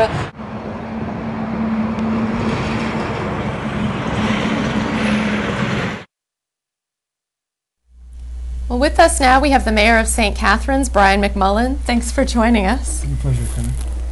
Why is GO train so important for St. Catharines and Niagara? Well, for a couple of reasons. We've talked about the changing economy both here in Niagara but in Southern Ontario, and we know that in terms of the manufacturing base here in the region, the jobs have changed. The type of jobs that we have shifted, and it's about connectivity. It's about access to market. In this case, the market largely is the GTA for many professions. We find that a lot of families, they want to live here for quality of life, affordability, but one spouse may work here in St. Catharines or the Niagara region, the other spouse works in the GTA. And if they could choose to live anywhere, they want to live here, but need access to be able to work. And a 2-hour commute each way, sort of white knuckling it, is really not an option for a lot of families. I'm curious, Brian, I think there's a general expectation that GO train service is going to be coming to Niagara. It's just a question of when. And that is really the, I don't know what it is, the $200 million question? What sense do you get as to how soon we are away? And I'm assuming it would probably start with just a couple of runs in the morning, a couple of runs back from Toronto in the afternoon. But what kind of sense do you get as to the timing of it? I have a sense, Doug, that it's actually really close. We're close to a decision. We were close before the election. The writ was dropped. You know, I've heard different scenarios, a couple trains in the morning, a couple trains in the afternoon, which means afternoon, early evening, replacing some of the GO buses that exist today. And you know, 2015 would be a push, but if not by 2015, I would say I'm optimistic that for sure by 2016. Now, do you think it would be a phased-in situation where it might come to Grimsby first, and then sometime later it comes to St. Catharines, sometime later it comes to Niagara Falls? Again, are you hearing? What are you hearing about that? I'm smiling, Doug, because my phasing in is coming to St. Catharines. That's the first phase, but no, I think it'll be Grimsby, St. Catharines as a first phase. I'm not saying that St. Catharines would maybe be not a couple months behind Grimsby. And again, what I've been supporting all along is St. Catharines, Grimsby, St. Catharines, Niagara Falls. I think being that it is Niagara Falls and kind of that tourist center, they have the third highest number of hotel rooms in Canada. It's a major tourist destination. I think it makes sense it goes to Niagara Falls. And so if there was any kind of phasing in, I would hope it would be very, very short and very tight. And we talked about this recently about, okay, the province or Metrolinx would be doing this, rolling this out for Niagara, the GO train. But I get the impression that, and we talked about this, there's some pressure on the region as well to have bus connections within the region, so people from Welland can get to the GO station, whether it's in St. Catharines or Fort Erie, they can get to the one in Niagara Falls. Is there that sort of pressure on the region to step up its public transit game as well? For sure, Doug. Pressure, but I would say even in its fair expectation that I think the province is saying it's happened in Kitchener-Waterloo, it's happened in Barrie, it's happened in other jurisdictions. If we're going to have 3 GO stops, assuming Grimsby, St. Catharines, Niagara Falls, we, the region, have a responsibility to help people get there, and I think that's a fair expectation. And so we now have regional transit for the first time ever. I think it's going well, and hopefully ridership will continue to build. But I don't think we'll get GO without doing our part, and at least right now we've shown signs that we're prepared to do our part. Why have we had to wait so long? Like, is the canal really an issue here, or what is the holdup? Yeah, Corinne, I would say it's not, actually. I think that was a bit of a misnomer. I mean, the billion-dollar tunnel, as we all know of, I don't think, not only is it not going to happen, but we don't need it. So there's been some very serious talks with the St. Lawrence Seaway Authority, and by some slight adjustment of the trains, maybe on what we call the Niagara Falls side of the canal, I don't think it's a major issue, and I think we can accommodate whatever impact the canal has when the bridge is up. So it's a misnomer. I think we've had enough studies done that we can, it's a 5 or 10 minute delay on the Niagara Falls side that can be accommodated, and this notion that we have to build a billion-dollar tunnel is just not only not going to happen, but it's not necessary. Well, with the provincial election on, obviously we're going to have an MPP in St. Catharines elected, and Jim Bradley been the one forever. But just curious, from a mayor's perspective, what sort of working relationship do you have with an MPP, and what sort of are you looking for in that kind of relationship with Queen's Park, and what role does the MPP play in that? It's actually a very important relationship, and I've always said one benefit of being mayor is it's a nonpartisan position. I work with Rick Dykstra, who's a conservative. I work with Jim Bradley, who's, as we know, is a liberal. But probably because what I call we're a creature of the province. Virtually all of our powers, all of our authority come from the province of Ontario. So given that fact, the relationship between a mayor and a municipal council and your MPP is critically important. I've been fortunate, and again, it hasn't been about party, but I've been able to work with who's ever there for my whole time as mayor. It's been Jim Bradley. We've had a great working relationship, and I think we've seen some results for St. Catharines, the hospital, the Performing Arts Center, the Meridian Center, etc. We've seen real results. Do you, from the municipality's perspective, does it matter when you look at the party platforms in this election which party gets elected, or is it made more difficult if it's a minority government? Have you noticed a change in that sense, or? It takes a little bit longer sometimes to make decisions when it's a minority government. I think in terms of party and power, not a huge difference other than that on the GO issue. The platforms have been slightly different. 2 parties kind of align on that GO would be coming to Niagara fairly soon. 1 party does not align on that issue. But I think hopefully whoever's elected are going to take into account the needs of St. Catharines and Niagara. And I call them investments. We're looking at being partners. But oftentimes we feel we've been ignored a little bit. I think that's not the case now. We want to continue to push our issues, which I think are important. We're part of the Ontario economy, and I think it's just a good investment to recognize that and to make sure when we talk about GTA, we talk about Metrolinx, that St. Catharines and Niagara are included in those conversations. Well, we've talked about GO Train here. That seems to be the most high-profile issue in this election locally.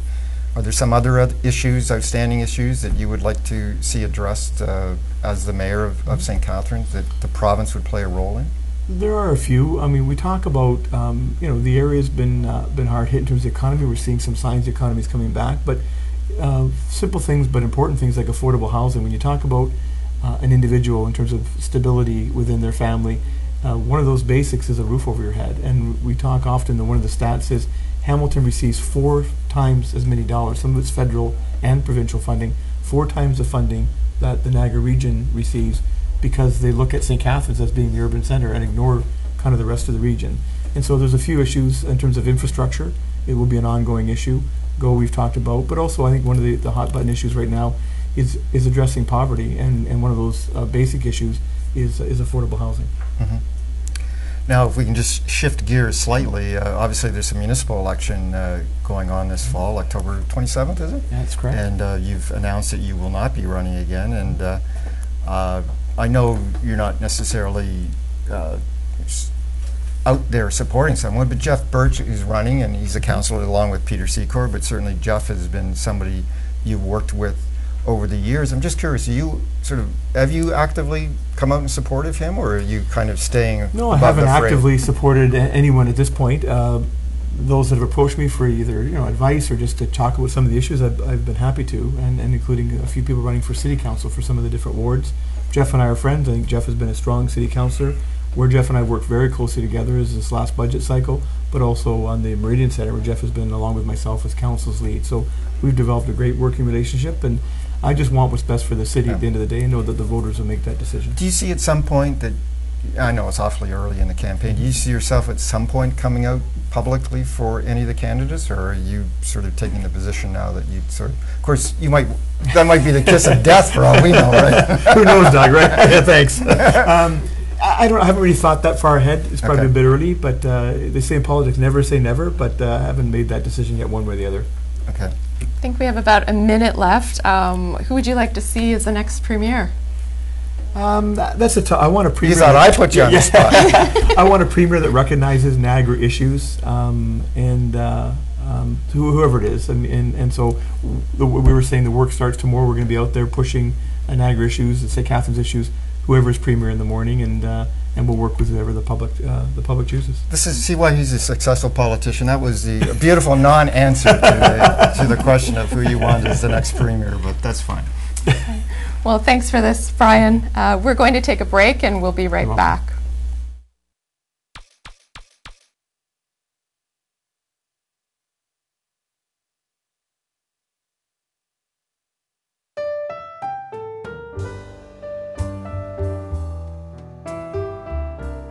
Take a leisurely drive down to Fort Erie along the Niagara River Parkway and experience the Old Bank Bistro, where atmosphere meets value. You can bank on that. Or visit us at oldbankbistro.com and enjoy.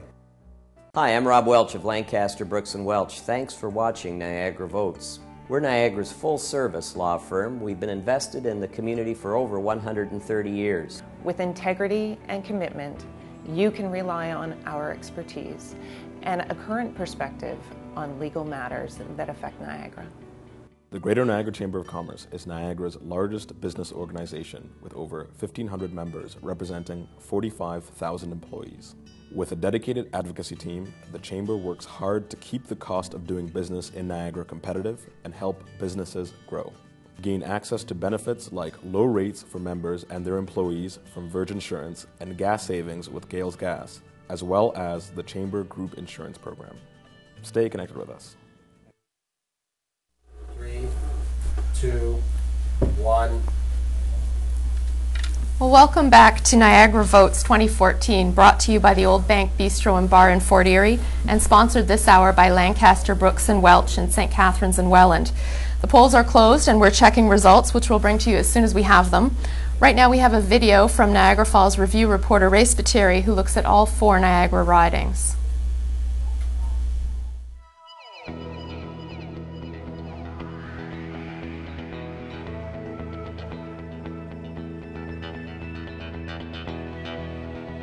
All 4 ridings in Niagara have their own unique needs and asks, but there are 3 in particular that are key. One is the need for GO train service regular year-round in Niagara. It's something politicians, local businesses, and post-secondary institutions have been proposing to the provincial government.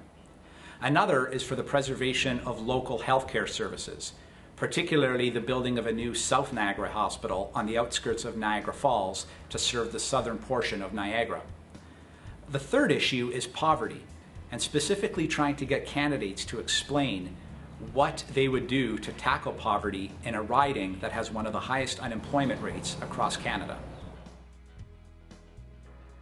In the Niagara Falls riding, incumbent NDP MPP Wayne Gates will try and hold on to the seat he won just 4 months ago during a by-election.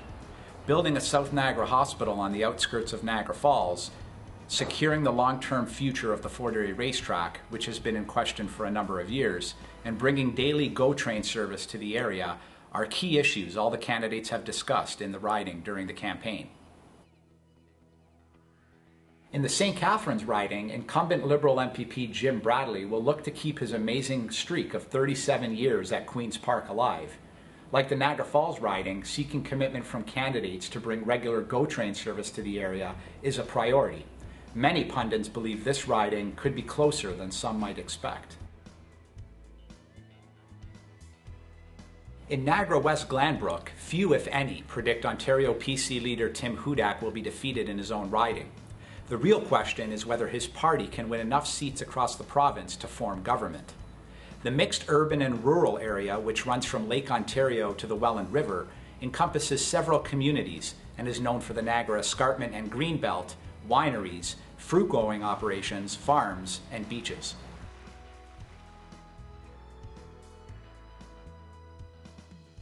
In the Welland riding, incumbent NDP MPP Cindy Forrester is seeking a second term in provincial office. One issue of importance in this riding is preserving local healthcare services, including the long-term future of Welland County General Hospital, which is recommended to be closed by the Niagara Health System in favor of one hospital to cover South Niagara.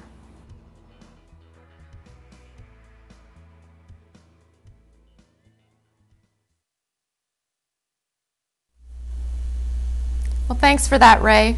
We're now going to go visit with Tony Risciuto of the Niagara Falls Review. He is in the Niagara Falls riding at the Wayne Gates campaign. Tony, what are you seeing there?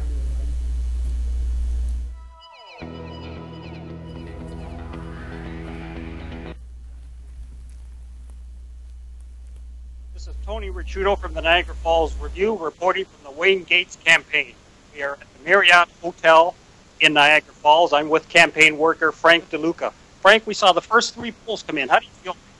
Very positive. We're looking forward to the same results with the whole polls, and it's going to be a tight race. And we've worked hard during the election, and because of our hard work, that we get some positive results. My election was only 4 months ago. This time around, then we did the same thing. And, took the high road in regards to taking a positive look on the election, and come out of it with a lot of workers who, young workers who have come, and we've had a very good time during our process. Thank you very much. Now back to the desk in St. Catharines. Okay, with us now is Sandy Annunziata, a Fort Erie businessman and a former town councillor who at one time had his eye on running for the Progressive Conservatives in the Niagara Falls riding. Sandy, we know, I think, where your loyalties lie in this election, but we wanted to ask you this anyway. The town's been hammered lately. The Fort Erie track continues to hang on just barely. The government took the slots away. Numerous businesses have closed. The hospital's been shut. Are the Liberals even a factor in Fort Erie? Well, I'm a supporter of good governance, and certainly in the past I've always been a Tim Hudak Tory supporter, but I'd like to think that every household has a story to tell, and the ballot that we cast should tell that story. So I know from personal experiences and from what is impacting the town of Fort Erie, we have some challenges, and I know that all 3 major parties have put forward a plan to alleviate some of those concerns. But at the end of the day, I think it's all about who has the most honest and most effective plan. And I always like to think that sometimes you have to hit rock bottom before you start climbing up. And I think Fort Erie has done that. So when we look at the 3 major parties in play this evening and who's going to be representing Fort Erie interests at Queen's Park, what I've tried to look at is who has an honest plan, who has a plan that is going to be effective. And at this point, I think between all 3 parties, each one of them has good ideas, but as far as an overall strategy, I'm kind of disenfranchised with all 3 of them. Just early, it's obviously early in the night, and results are just starting to come in, but at the moment, the Liberals are holding the lead. They're knocking on the door of majority territory. Not quite there yet, but they're leading in 52 ridings. The Tories are sitting second with 33. The NDP at 17, according to the Elections Ontario website. I'm curious your thoughts on the campaign that the Tories ran over the past 6 weeks, and in particular Bart Maves in Niagara Falls, and Tim Hudak being a Niagara guy as well. Well, and I think I'm one of the disenfranchised in the sense that I didn't appreciate some of the negative campaigning from all three parties, and certainly when I'm looking to make a choice, I want to make an educated choice, and I think campaign strategists for all three parties did the electorate a huge disservice, and they tended to embellish and embroider and just downright fabricate things that just weren't true. And I understand fear-mongering and sometimes getting those emotional reactions out of the voter is important to run a campaign, but educating people, I think that should be the most important thing. And overall, I thought although Tim Hudak's campaign strategy and Bart's campaign strategy, you know, they were in your face, they were at least honest, I thought, about what track they would take Ontario and certainly what plan they had in store. So I don't think anyone can doubt their integrity and certainly their honesty with respect to their platform. When I looked at the other two, the NDP and the Liberals, there was a lot of misinformation coming from both those parties, and certainly they weren't forthright with a lot of the issues that were laid out in their platform. So as an educated voter, I want to know these tough answers, and I thought Tim provided them. And they didn't have to be popular, but at least they were honest and straightforward. Well, what we're seeing, though, with these results coming in, is this almost a justification that kind of negative campaign that we're seeing works? I mean, obviously, the Liberals are now they're sitting at leading in 54 ridings, which is right at majority. Well, I think at some point people don't want to hear about the waste and the corruption and certainly the scandals of the Liberal government, and I think that's sad because I think we as an electorate have become desensitized to the responsibilities of government. So sitting at the kitchen table, hearing one more time about gas plant scandals, you just kind of shrug your shoulders and say, well, yeah, I guess that's commonplace in government, which is a sad commentary. I know from a family perspective, I want to know how your campaign, how your platform is going to affect me and my family personally. Certainly when I open up my hydro bill, certainly when I go to get my license plate renewed at the Ontario Ministry of Transportation. All these things have an impact on my pocketbook and my bottom line, and those are things that are important to me and certainly other families. So talking about gas plant scandals and all the other corruption, all the misdeeds of the Liberal government, I don't think it resonated with enough voters. Can you talk to us a little bit about the Million Jobs Plan? It got a lot of airtime in this campaign. Tim Hudak took a lot of flack and grief over the bad math in it.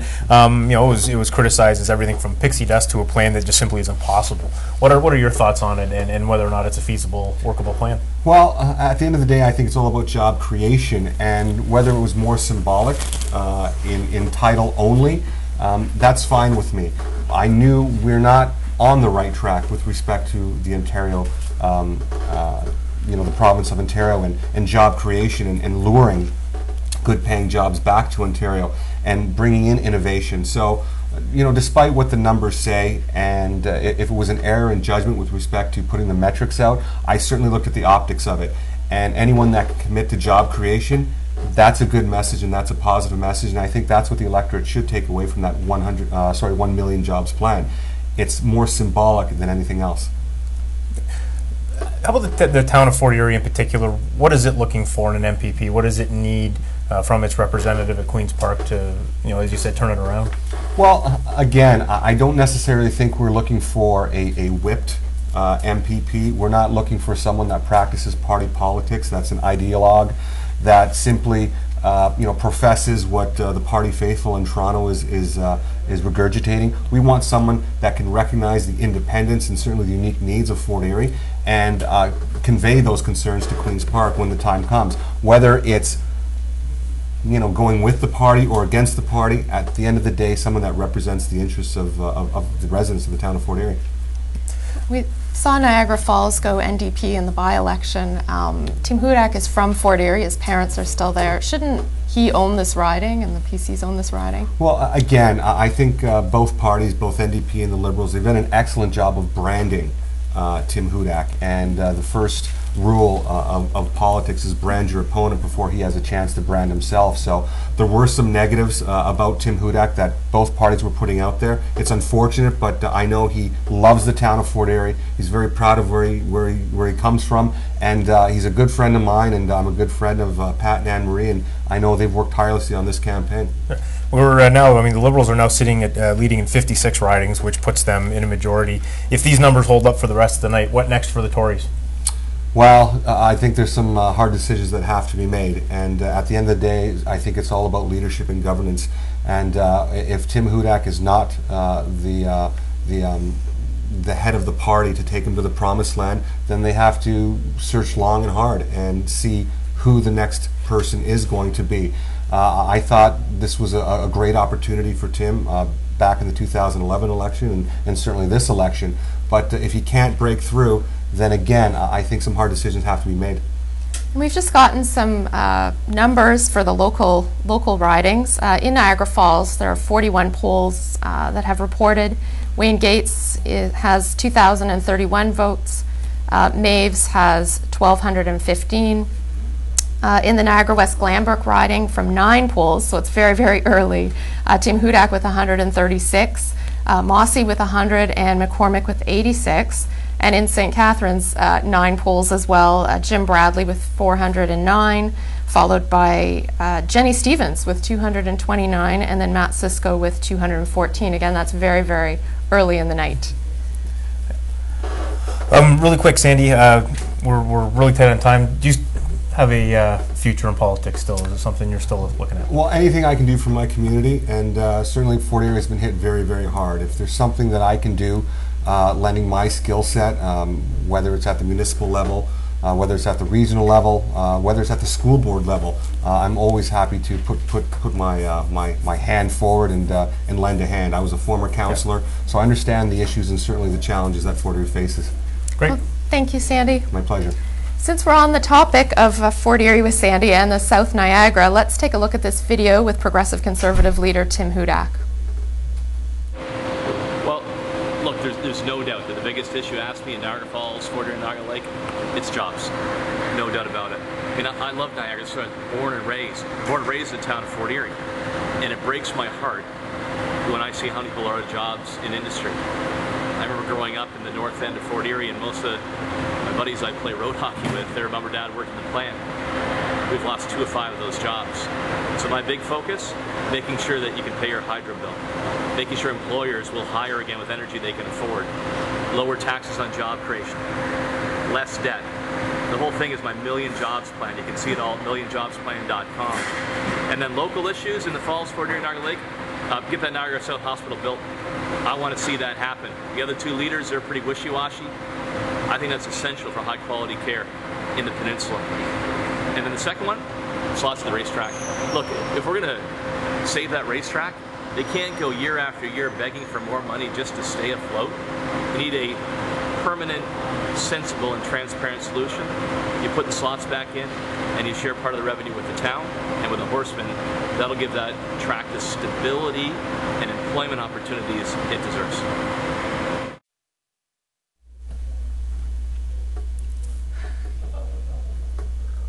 Well, the polls have been closed for a little more than half an hour now, so we're going to go to Welland Tribune reporter Marianne Firth on our results desk. Marianne, what are you seeing? Well, it's 9:40 at the results desk, and taking a look at the polls that have been counted so far in Niagara West Glanbrook, as expected, Tim Hudak is taking the lead with just over 1,000 votes compared to David Mossy's 400, and that's with 15 polls counted so far. In Niagara Falls, Wayne Gates has also taken the lead with 6,200 votes to Bart Maves' 3,400. In St. Catharines, we're looking at 17 polls counted with Jim Bradley, as expected, taking the lead with 788 votes, 17 polls so far. Matt Cisco behind with 574, with Jenny Stevens with 468. In Welland, Cindy Forrester has pulled ahead of Frank Campion with 415 votes compared to his 892, and that's with 22 polls so far. So the races aren't quite as close as we were anticipating, but it is still very early on in the night. Will be some time before we can call any winners. So we're still going to have to keep a close eye on it. Okay, back to you, Karina. Well, thank you, Marianne. We'll keep watching the results for you, and we'll be right back.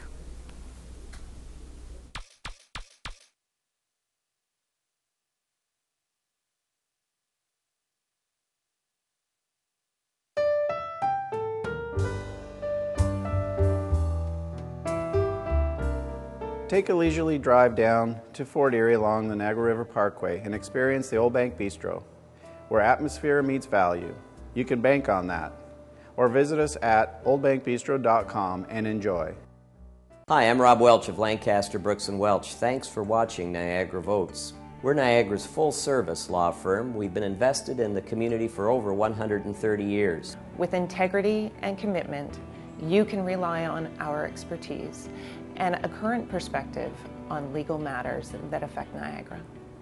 Serving the Niagara Peninsula since 1987, Electronic Depot is your exclusive retailer for all of your audio-video needs. Featuring premium and exclusive brands often sought, Electronic Depot is a brick-and-mortar store offering the surroundings to demonstrate and evaluate the product you desire. We also offer service and installation of all products we sell.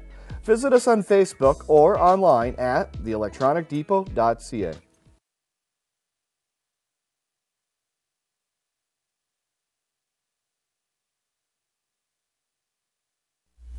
Welcome back to Niagara Votes 2014, brought to you by the Old Bank Bistro and Bar in Fort Erie and sponsored this hour by Lancaster, Brooks & Welch in St. Catharines and Welland. We'd now like to welcome Niagara Region Chairman Gary Burrows. Hello. Good evening. We wanted to talk with you about the relationship of the regional government and the province and a little bit about how you maintain that. How long do you wait before you contact the new Premier and the MPPs? Tomorrow morning I'm going to, obviously they won't have formed the government yet, but we'll be in contact right away because they play an integral part in the life of all of our residents, but in particular regional government. When this election was called, it was somewhat bad timing for Niagara, and that Niagara Week was planned. It was going to happen, you know, the following Monday from the day Premier Wynne was you know, I guess, faced the province and said she'd asked Lieutenant Governor to dissolve the legislature. You know, after this government is put in place, what are the plans for Niagara Week? When do we expect this to be back on track? I think it won't be a Niagara Week this year. Now, all parties and certainly the senior staff have had our presentations. They had them 10 days in advance. So we're going to move on from there. We're not going to try and get the 22 meetings in 3 days that we did have set up. Right. So can you let us know, I guess, from your perspective, or from Niagara's perspective, more importantly, what are the top 3 issues facing the region that the province can help with? Well, certainly jobs are important to us, and we're trying to do a lot of things, and the government has been quite helpful lately. But number 2 is GO Train, and we must have GO Train now. I think we need it, and I personally believe we have to have it before the Pan Am Games next summer. So within a year, 2 in the morning, 2 at night. Extremely important for our economy, for our jobs, but also the highway is becoming almost impassable, the Queenie, and there's a lot of people, and I don't want to get into statistics, but 15,000 people leave St. Catharines area every morning to go to Toronto, and well, 6,800 of them just go to Hamilton. Those are the kind of people that will fill these trains. They will make it work, and it's good for both-way traffic. Right. Well, we've had, you know, 2 mayors, Mayor McMullen from St. Catharines, Mayor Diodati from Niagara Falls this evening, have been talking about GO Transit and its importance. Obviously, you're a huge supporter of it. A lot of the politicians in Niagara are supportive of Niagara. What evidence do we have, A, that we need GO Transit expansion here in Niagara, and what evidence do we have that it will have the benefits that everybody says it's going to have? Well, just a little bit of background. What happened last fall, we realized that 5 municipalities and the Niagara Parks Commission were all seeing Metrolinx and all seeing the provincial government with their own stories about the need for GO. They were different stories, and I think the important thing that has happened, all 12 municipalities are behind GO, and that's why we're being listened to. I believe we're going to get it in time. Yeah. Now, you mentioned the number one priority is jobs. I know GO Transit has been talked about as one of those drivers of job creation. What else does Niagara need to boost that unemployment rate that is disturbingly high?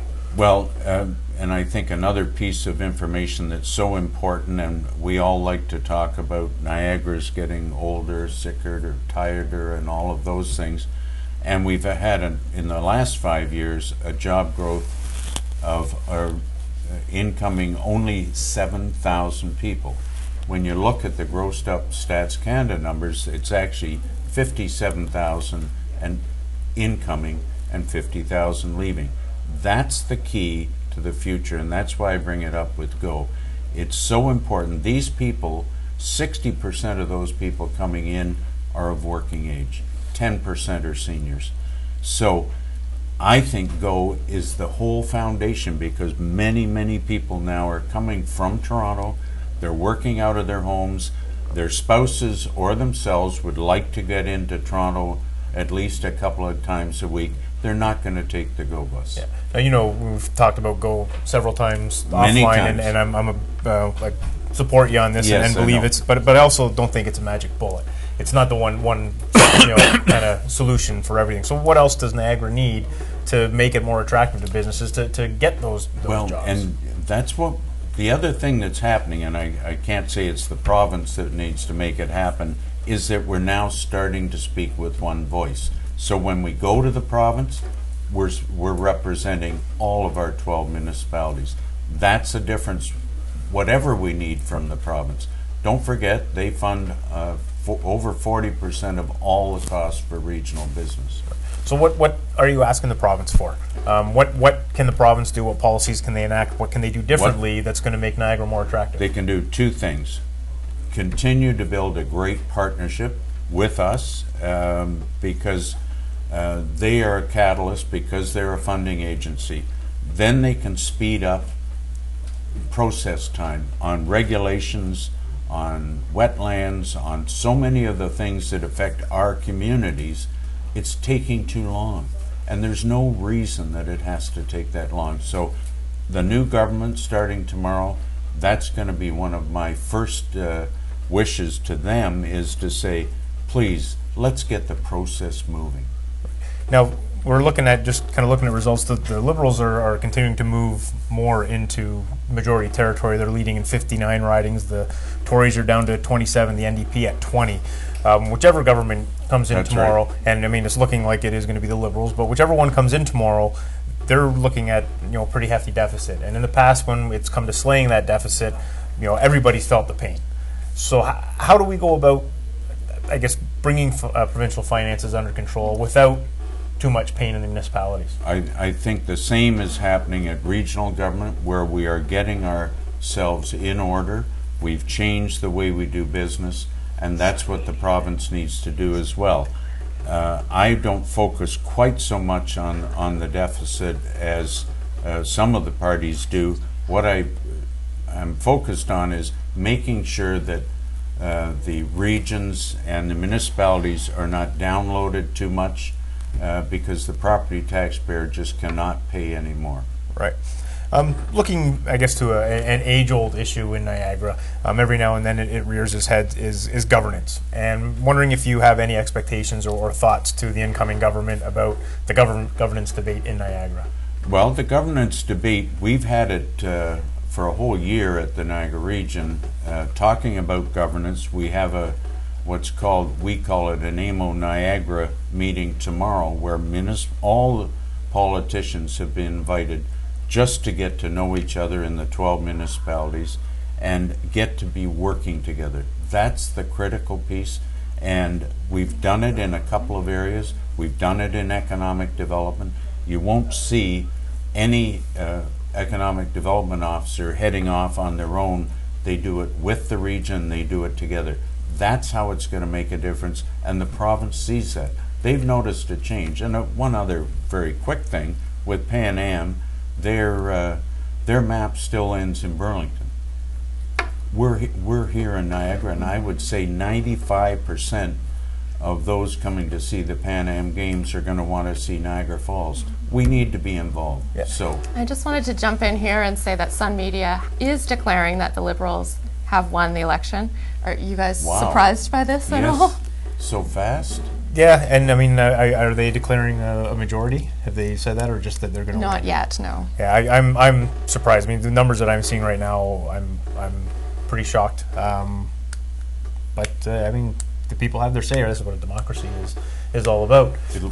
If we are having a Liberal government coming in, as Sun Media has declared, my phone calls will be easier tomorrow. That's right. They already know everybody, right? That's right. But I mean, you mentioned that, as far as Pan Am's concerned, that the map ends in Burlington. Well, yes. That map was drawn under essentially this Liberal government. Absolutely. How do we change their minds? How do we open their eyes and let them know that, that you can go past that Skyway Bridge? We are doing that. We've gone to the Pan Am committee. I sit on one of their committees, talking about the mapping, talking about many of those participants may well come from the Buffalo airport, not from the Toronto airport, because it's substantially cheaper. We need to be prepared, and we need the province to get on track with us. Yeah. So as somebody who's actually, you've carried the Liberal banner before. I have, back in 04. Right.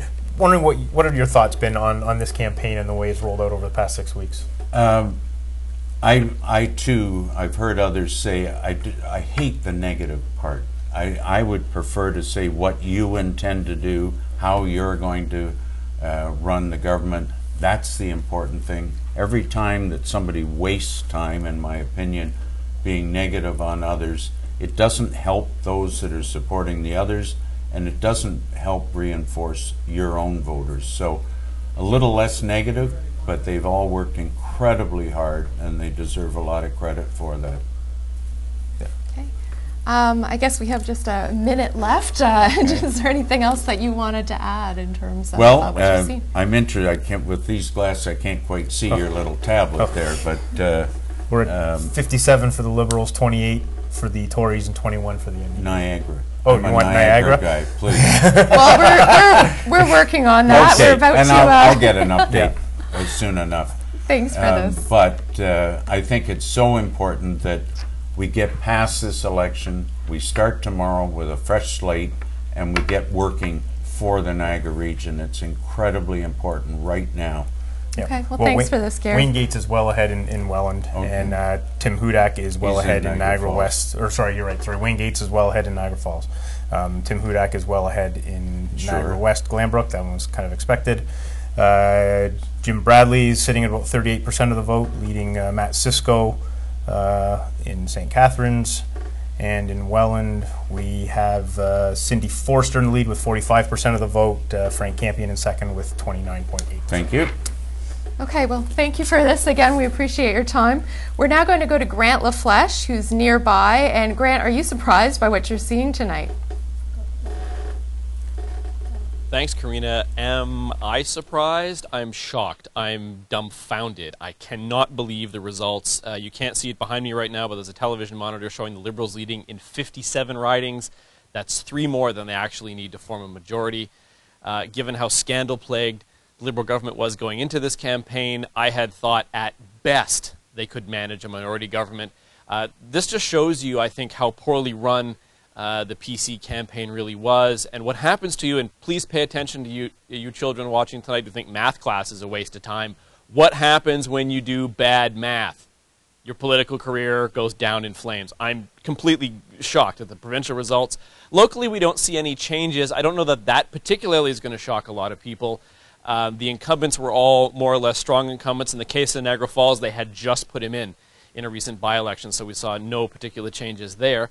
We're going to walk over now to Don Fraser, who's still keeping an eye on things on social media side. Don, are people as surprised as I am? The general feeling is the gobsmacked feeling. Nobody predicted this level of Liberal support. At this point, sailing into low majority territory, you're talking about Tim Hudak and perhaps a campaign not particularly well run. This retreat just comes in. Tim Hudak thinks he's currently leading in 224 seats. Pound math. So clearly a campaign that may have come off the rails a little bit, gone off the rails I don't think the feeling I'm getting is that anybody predicted this. Certainly the pollsters didn't. So this has been a genuinely surprising result at this point. We'll see if she sails into majority territory, quite possibly. Thank you, Don. So we're walking again. I'm going to do a little pivot here, just like the Ice Capades. The fact that this election has gone so well for the Liberals is truly shocking. This is a government that really did seem weak, did seem beatable, and I don't know if this is a result of the Liberals being that strong or, in fact, the opposition parties being that weak. So follow me back into Marianne's hidey hole. How are we doing locally in terms of results? There's no surprises, as I understand, but how are things standing so far? No, it doesn't look like we're seeing any surprises just yet. Tim Hudak is well ahead of his competition out in Niagara West Glanbrook. Still very early on with the polls out there, though. We're looking at only 24 out of the 221 polls so far. In Niagara Falls, Wayne Gates has pulled well ahead of Bart Maves. He's pulling 50% of the vote right now, and we're more than halfway through the polls. So that one looks like it's either going to be a runaway unless Bart pulls ahead quite soon. And in St. Catharines, Jim Bradley is ahead with 39% of the vote. Matt Sisko is just behind with 28%, and Jenny Stevens is not too far behind with 26%. So that one's a little bit closer than I think we had originally thought. Forrester is pulling ahead in Welland with Campion shortly behind. We're looking at 46% to 29%. Wow. Well, okay, so the incumbents are standing strong. Thank you very much. Yeah.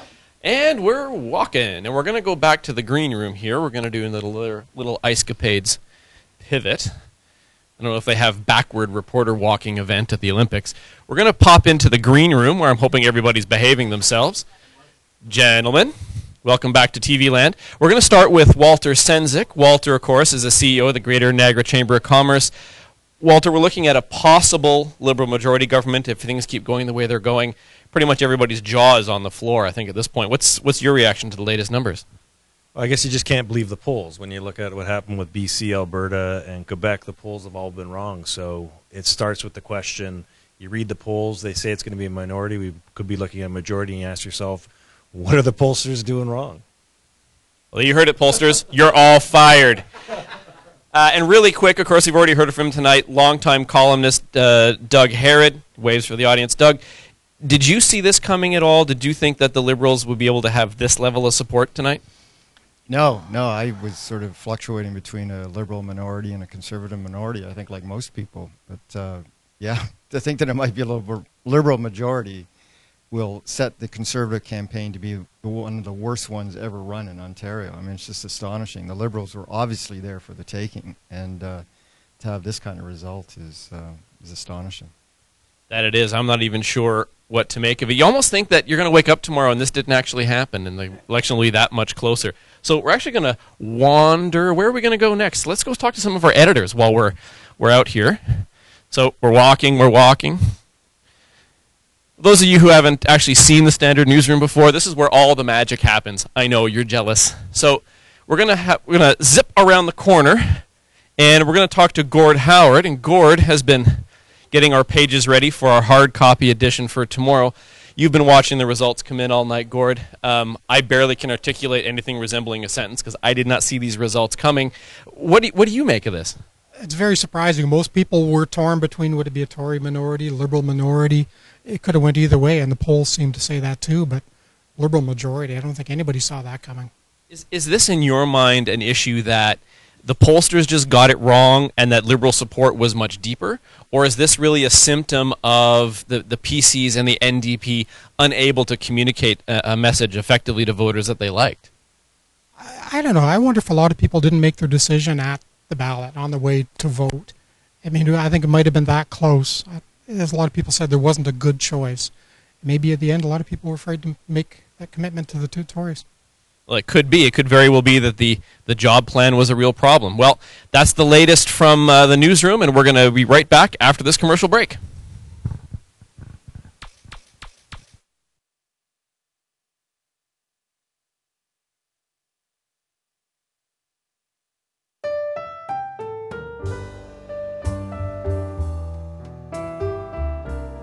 Take a leisurely drive down to Fort Erie along the Niagara River Parkway and experience the Old Bank Bistro, where atmosphere meets value.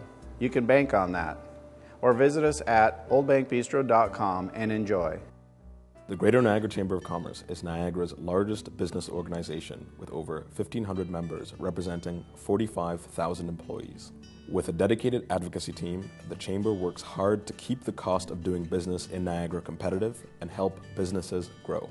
Gain access to benefits like low rates for members and their employees from Virgin Insurance and gas savings with Gales Gas, as well as the Chamber Group Insurance Program. Stay connected with us.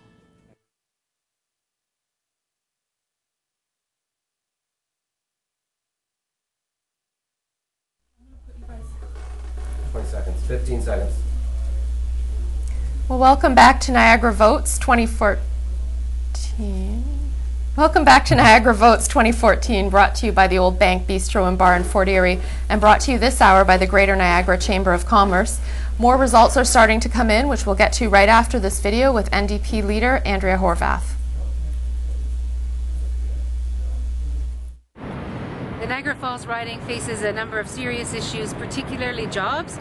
We need good jobs back in this region. We need life to become more affordable for the people of the Niagara Falls area.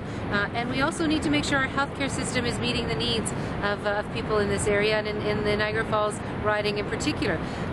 What we're saying is, instead of giving away breaks to companies that then take that money and move jobs to other parts of the world and across the border, we need to be rewarding those companies that keep jobs here and that invest here. So investment tax credits and jobs tax credits instead of giveaways. The healthcare system, lots of topsy-turvy decisions around the Niagara region, and we want to make sure that the Niagara South Hospital is built, but that we are keeping some good services in other communities as well, so that people feel secure about their health. And in terms of affordability, look, we're the ones that talk about making sure that, for example, electricity rates are brought under control. We'd like to see big changes in that system, consolidation of agencies in the hydro system, making sure that we're passing savings on to ratepayers. We want to see a stop to the subsidization of electricity rates across the border. Lighting up the Manhattan skyline on Ontario's rates is not a good idea. And here in Niagara, I think it's insult to injury that rates are so high. And so we're going to tackle those rates for ratepayers in this province as well. And when it comes to jobs, not only do we have plans around tax incentives or credits for companies, but we also want to make sure that we are bringing the slots back to the racetracks. Look, we're the only party that believes that that's what needs to happen. That program had some problems, but those problems could have been fixed, and that's what we want to see. We want to see a reinvigoration of the activity at the track, not just for the next 5 years, but for the next 105 years. Well, welcome back to Niagara Votes 2014. Cal, what are we seeing right now? Well, we're seeing what's looking to be a pretty solidified Liberal majority government. Right now they are leading in 58 ridings, which is 4 more than they need to form a majority. The Tories are in second with 27, the NDP in third with 21. Closer to home here in Niagara, no changes, and to be honest, not even close races. Everything we were expecting in terms of close races didn't materialize right out of the gate. Wayne Gates is sitting well ahead in Niagara Falls. He's got about 50% of the vote. Jim Bradley's got, I think, 38% in St. Catharines. Tim Hudak's got 46% in Niagara West Glanbrook. But of course, given the overall fate of the party, it'll be interesting to see what Tim does going forward. And in Welland, Cindy Forster's sitting, I think, mid 40% of the vote. So they're pretty well in hand here in Niagara. Pretty much no changes. All 4 incumbents will be returning. Status quo in Niagara here. Joining us right now is Dolores Fabiano, the Executive Director of the Welland Pelham Chamber of Commerce and the Executive Director of the Niagara Falls Chamber of Commerce. Dolores, progressive conservative parties are traditionally thought to be business friendly. Is that the case?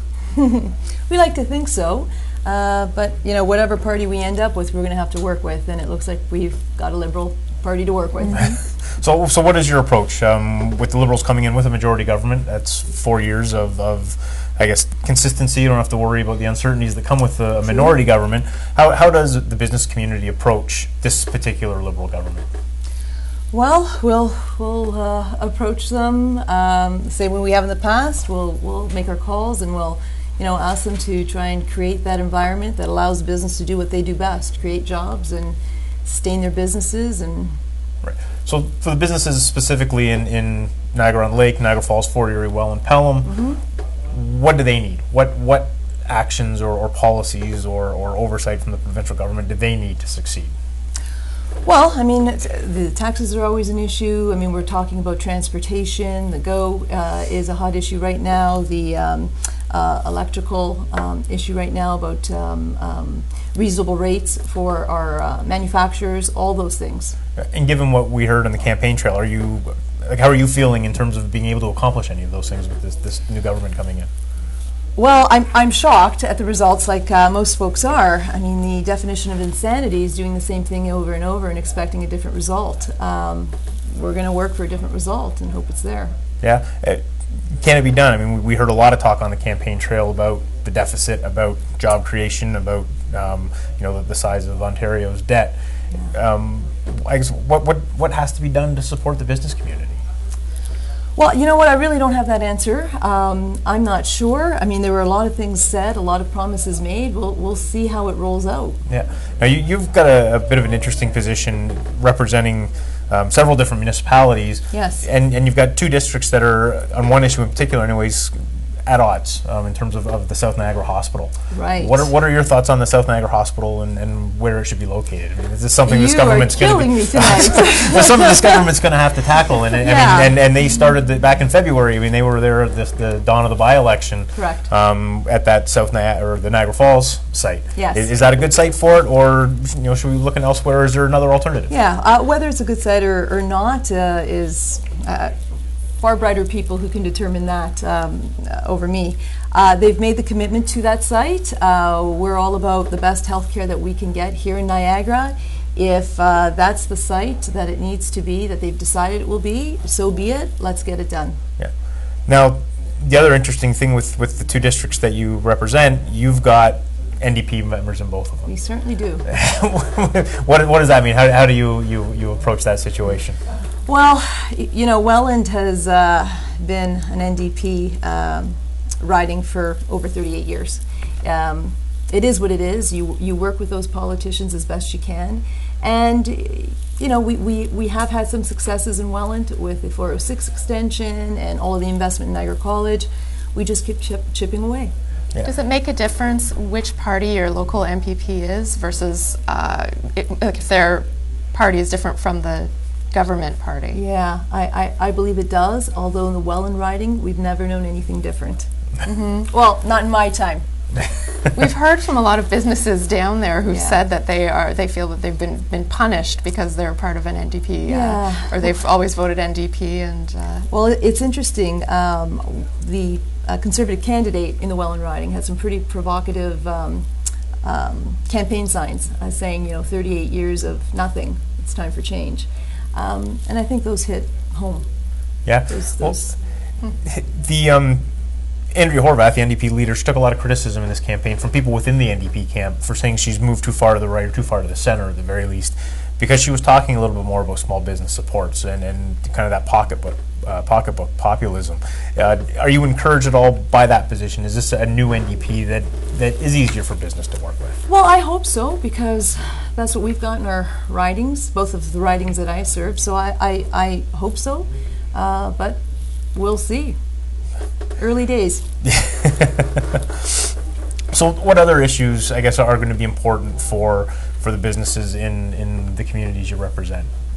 Well, I know that tomorrow we're going to reach out to all of them and see what comments we get back, and we'll go through that, and whatever issues that they have, we'll move forward. Yeah, have any kind of inkling stuff that came up during the campaign that may be on the radar? Well, the GO is certainly a priority for all of us here in Niagara, so that will continue. I know that the regional chair has been working hard on that, along with many players here in Niagara, and that will probably be the #1 priority for all of us. Why is GO important for business? Well, I mean, it's important for all of us in terms of the Niagara Falls riding, in terms of tourism. getting people down here, visiting all of the great things that we have to see. I mean, it doesn't make any sense that we now have high-speed service from New York City to Niagara Falls, New York, but we don't have anything from Niagara Falls, Canada to Toronto. It's a bit of a disconnect, and it really makes sense that we should have that. So hopefully we can move that along. Yeah. Excellent. Okay, thank you very much. Well, we're now going to check in with Marianne Firth on our results desk to find out what the latest is.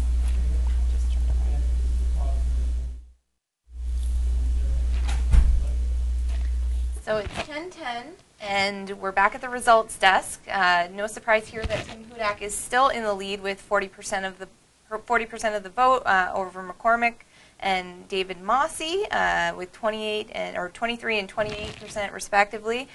Still early on in Niagara West Lambrook, looking at only 48 polls out of 221 so far. Out in Niagara Falls, Wayne Gates has polled well ahead of Bart Maves, 21,000 votes to Maves' 13,000.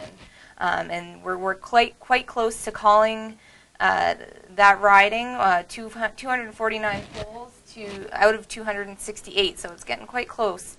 Out in St. Catharines, Jim Bradley has pulled ahead with 9,574 votes. Close behind is Matt Sisko with 6,800, followed by Jenny Stevens with 66. And in Welland, Cindy Forrester is well in front with 10,513 votes to Campion's 6,200. So Reese is not quite as close as we thought they were going to be at the beginning of the night, but there is still time, and I guess we'll have to wait and see what happens. Now it's back to you, Karina.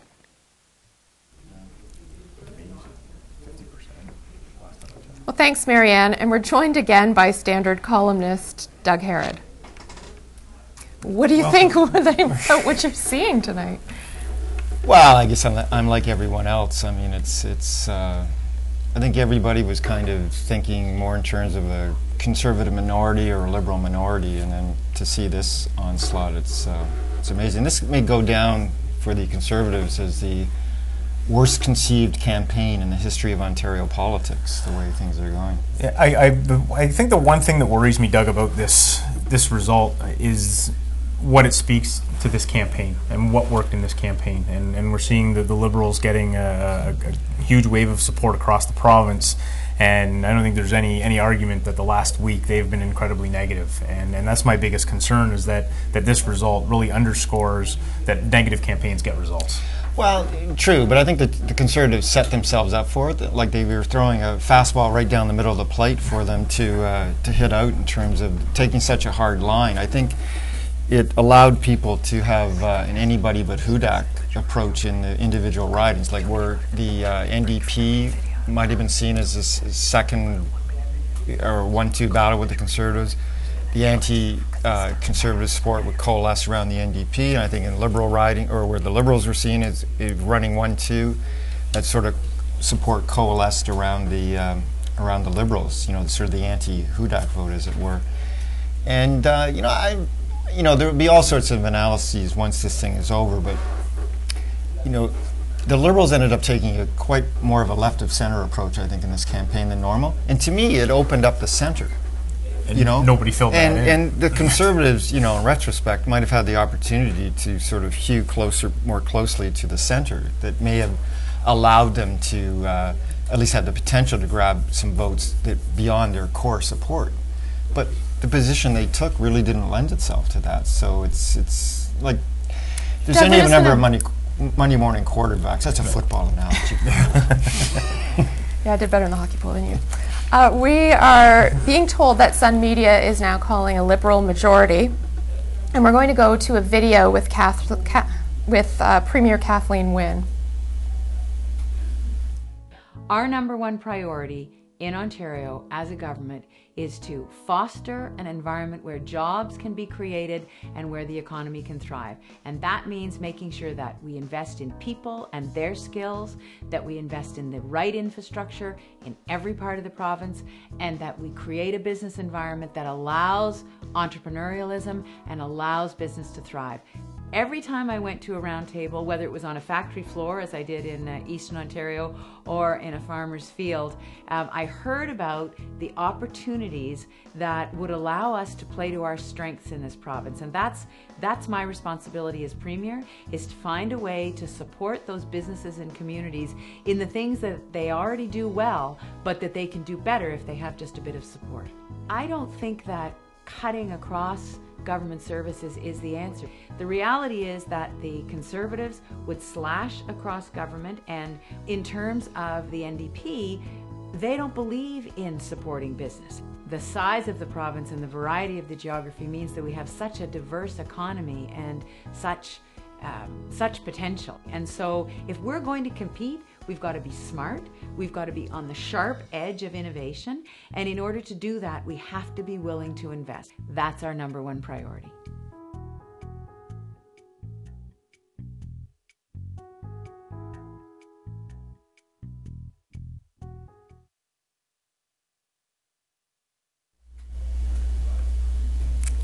Okay, welcome back. So we were continuing our discussion about what we're seeing tonight. Well, you know, it's interesting that we're really desperate trying to find something of interest in the local races because they're mostly ROMs. But I think the one interesting thing in St. Catharines is the race for second and third between Matt Cisco and Jenny Stevens, because they're both city councilors. So I think this is for bragging rights on council. Who will win, Jenny or Matt? And it's going right down to the wire, it looks like. Yeah, and I mean, going into the election, conventional wisdom really held that the better the NDP did, the better it would be for the PC, the theory being that it would kind of bleed votes out of the Liberals. But I mean, we're not seeing that. I mean, Jim Bradley, as always, is well ahead. He's roughly at the same pace he was at in 2011, about 40% of the vote. Yeah, although curiously, he probably has the not that it's a slim margin, but you know, the least margin of winning in all the ridings. I think Hudak's is running away in Niagara West Glanbrook, and same with Forster's well ahead. Forster's and 47% of the vote. You know, it's funny, we were here in February talking about the Niagara Falls by-election, and at that time it was a very close race, and we were thinking, well, you know, with by-elections it's an anomaly, and it's going to be different in the provincial campaign when other issues, you know, more provincial issues come into the running, I think, and if anything, Gates has just ran away with it. Oh, yeah, it's totally collapsed. I don't think the Liberals were particularly strong in that riding, which allowed votes to go towards the NDP and Wayne. But interesting numbers actually in Niagara Falls. I mean, obviously much lower voter turnout in the by-election.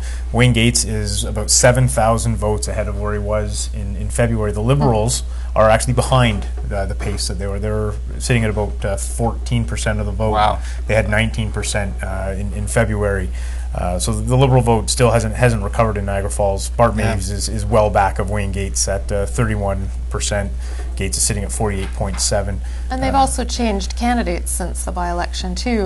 Lionel Tupman, perhaps an unknown. Right. Yeah. Right. But it's astonishing. I mean, Niagara Falls used to be have a very strong Liberal base, both federally and provincially, and certainly in the by-election in February and this election, it's just collapsed totally. Again, I think it was a case where there was this anybody but Hudak conservative movement, and they decided, well, if we're going to succeed with that, we better park our vote with one of the opposing parties, and Gates was seen as the strongest candidate to attract those votes, and I think that's what's happened. Yeah, the elections in Ontario and in Niagara West Glanbrook, Tim Hudak's riding, they're a little bit behind. They've only got results up for 55 out of the 221 polls.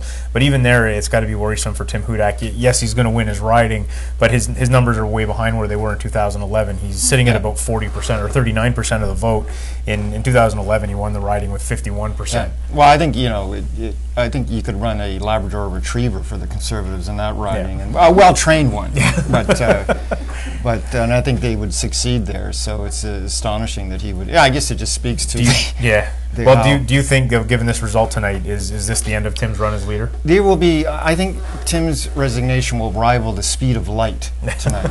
I think it will be that quick, and you know, it has to be terribly disappointing. I mean, it's hard to believe the Liberals were so vulnerable given their track record and the baggage they were carrying. What's my baggage joke about Pearson Airport? I can't remember. but carry more baggage than the baggage handlers at Pearson Airport. That's it. Didn't say it right. But anyways, for them not to be able to do it then is just amazing. Well, we'll be right back after this break.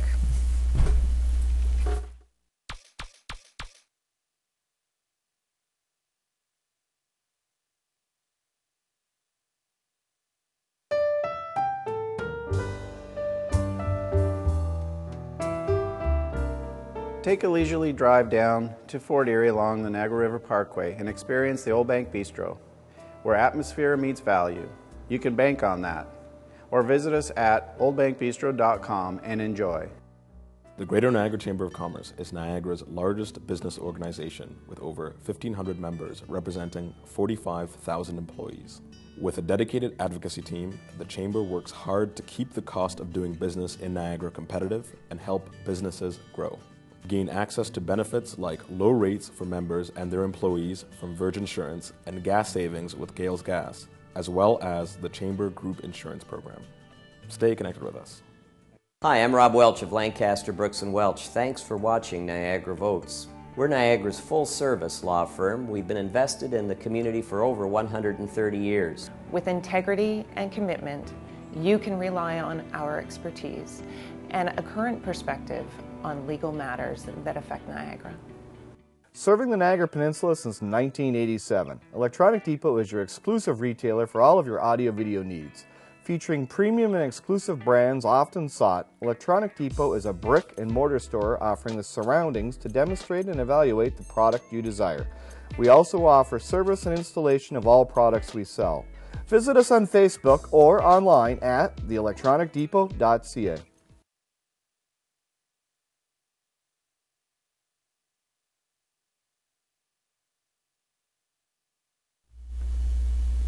Welcome back to Niagara Votes 2014, brought to you by the Old Bank Bistro and Bar in Fort Erie and sponsored this hour by the Greater Niagara Chamber of Commerce. We're joined by Walter Sendzik, CEO of the Greater Niagara Chamber of Commerce. What do you think of what we're seeing tonight?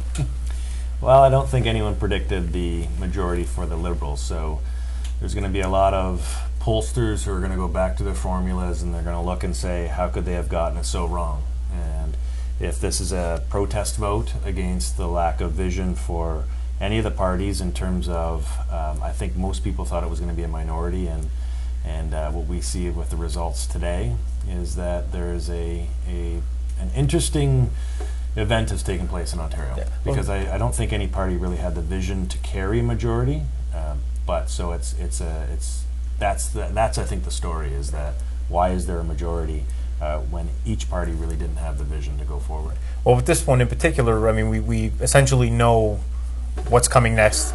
Kathleen Wynne has said on several times she's going to reintroduce this budget that I guess was the catalyst that sparked this election. What does that budget mean for businesses, particularly here in Niagara? Well, I think the struggle on the overall budget is when you introduce something like the Ontario Pension Plan, the cost to businesses will be calculated out in the next 4 to 5 years, because it's not going to be introduced until 2017. But it still does create a cost for business. And you compile on top of that the rising energy costs, you look at the competitive nature of the global economy, and you start to ask the questions, are we in the best position that we can be in as a province to both retain our businesses and attract new business? And I don't know if that budget will be the budget that can answer that question for businesses. I think businesses will struggle to see how they fit into the new Ontario. What do businesses want to see from this government? I guess as an alternative to this budget, what would be better for business in Ontario? I think you look at, in terms of industry, it's looking at competitive hydro rates, energy rates.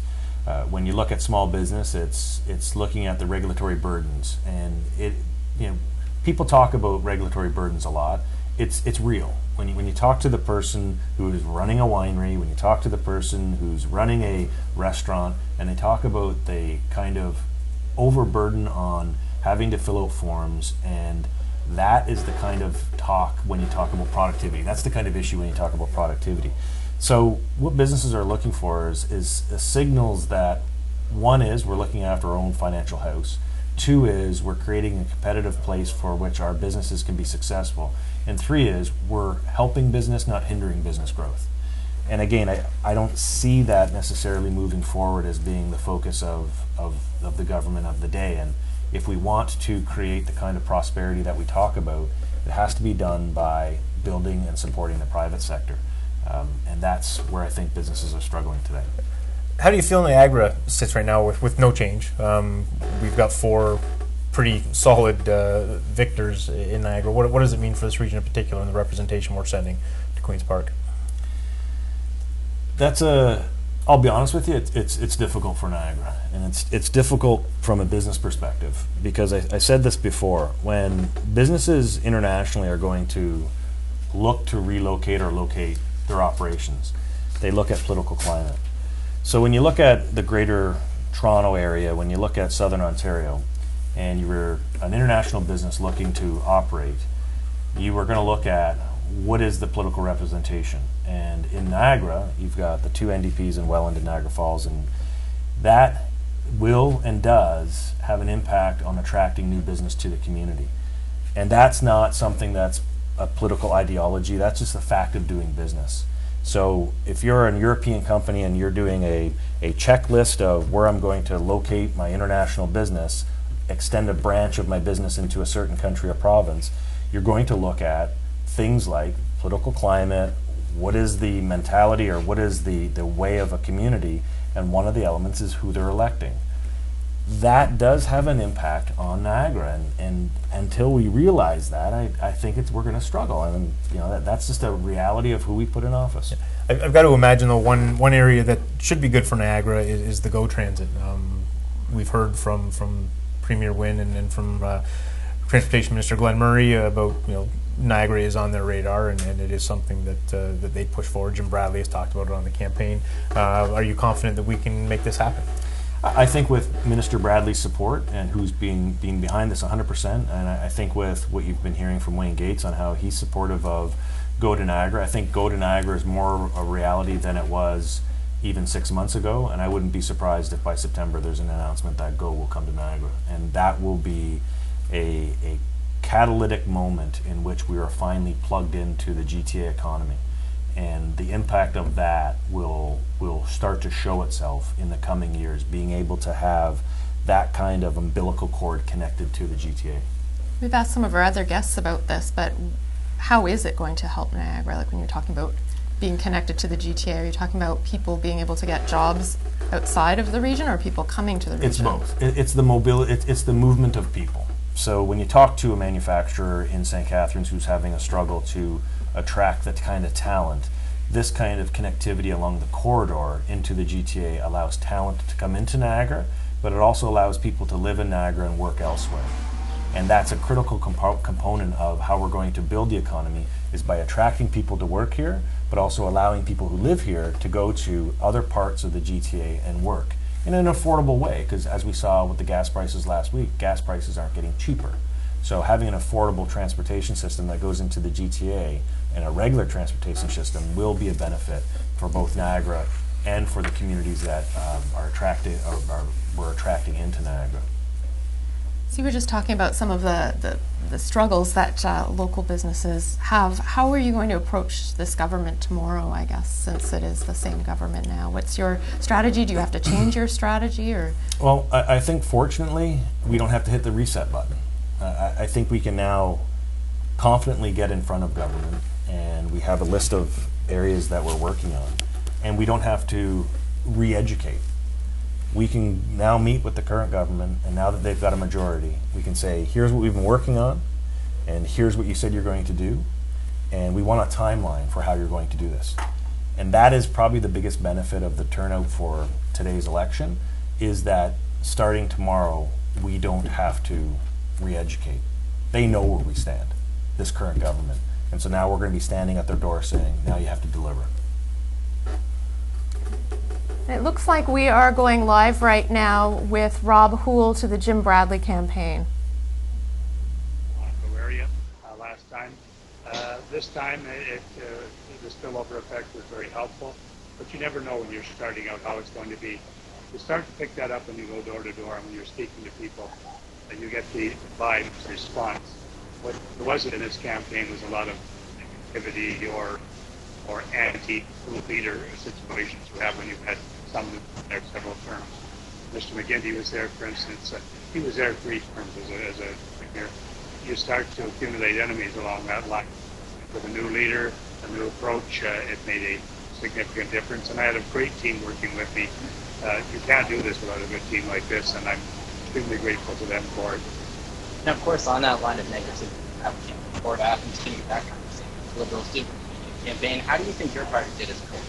Well, I think at the provincial level, all 3 parties ran both negative and I can tell you that locally, it's always my policy to run a very positive campaign, and that's exactly what I do. If you look at my campaign literature, it's only positive stuff. There's nothing about my opponents. There's no negativity at all about it. It's simply stating positively what I stand for, what our party stands for, and I think that's appreciated by people as well. What will happen in the future, we don't know. The House is going to reconvene. If there's a majority government, it will be different, but we're still accountable to the people of this province, majority or minority. I did detect on the campaign trail from time to time people who said there's a log jam in the legislature, not much is passing, we majority, and you didn't know whether they were going to choose the other 2 parties or our party. They happened to choose the Liberal Party to be the government, but it could have been one of any 3 parties. So I was delighted to see, as I say, that we won. Extremely grateful to the people of St. Catharines. I looked at the map of the city as the results were coming in, and it was all around the city. I congratulate my 2 opponents, actually more than 2 opponents, but the 2 main parties. But all the opponents were very good in the campaign. And anybody who will take on that responsibility deserves a lot of credit. I congratulate them on the campaigns they ran. They put forward the best face for their party and for them as individuals, and they're to be congratulated. Jim, what keeps you going after all this time? What keeps you motivated? The issues are out there. They're out. I've enjoyed politics very much at all. Follow international politics in Latin America, the Middle East, Europe, around the world, and in the United States and Canada. And I've always had interest in the issues. It's the various groups I work with in the community as well. And that's helpful in fact, my re-election, that I've worked individually with various groups and organizations and ensured that their voice is heard through me at the provincial level of government. I think there are always those issues to pursue. It's never ending. Those issues will always be there, and our approach is, I think, a positive one. I've enjoyed being Minister of the Environment. If the chooses me to be in cabinet again, I'll be delighted. That is her decision entirely. If she said you can be Minister of the Environment, I'd be happy. But I'm prepared to serve whatever capacity the Premier determines. On the campaign trail, did you get much feedback? Are people disgruntled about football scandals again? There was some of that, but I think there was a recognition. One of the things I noted in the campaign that nobody seemed to say was that gas plants, Mr. Jack promised to do exactly what the government did. There were commercials that were run, there were brochures that were put out, there was a YouTube video, there was interviews that took place, and Mr. Hudak said that he would cancel the plants and move them, as the government did. The government happened to win, carried out that promise. My presumption was he would have carried out that promise. So I think there were some people who knew that, but they look at the total picture. They don't simply look at individual instances. We always ask that they compare us to the Almighty, but they compare us to our opponents. And ultimately, people have to make a choice as to the 3 parties that are main parties or 4 parties that are running, the leaders of those parties and individual candidates, and make that choice. None is going to be perfect. Not all the wisdom resides in any political party, and not all the detrimental aspects are part of any particular political party. So they make their choice based on what they feel is best for the province out of those who are available. I'm just very happy to make the choice they did.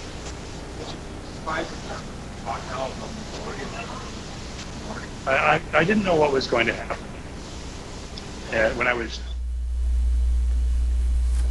Okay, so Jim Bradley was just talking about how he ran a clean campaign locally. Do you think that helped him? Were people unhappy about negative campaigns, or was it a clean campaign in St. Catharines overall?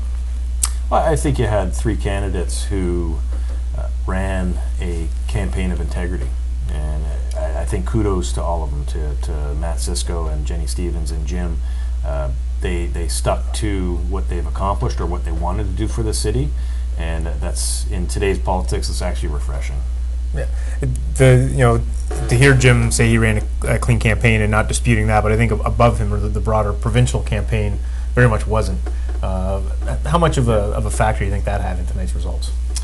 Well, I think it had an enormous factor, considering that by all large accounts, Hudak won the debate. So I think most people thought that was going to be the swing, but the swing didn't happen. And was it because of the negative advertising? And so I think you have to take all of that into account and ask the questions of, he was the strongest person of the leaders at the debate. That should have given him momentum, but the momentum wasn't there, and why not? And the negative advertising, which is just becoming more and more commonplace, I think is turning more people off. So maybe the voter turnout will be an indication as to the apathy, or the people who are just tired of this type of election campaigning. A lot of people were predicting that it would be a lot closer between Matt Cisco and Jim Bradley tonight.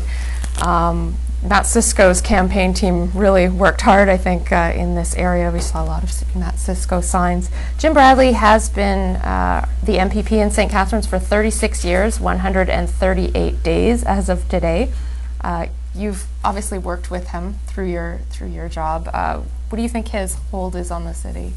Well, I think he's a great fan of the city, and I think what he's done for the city is his track record is impressive.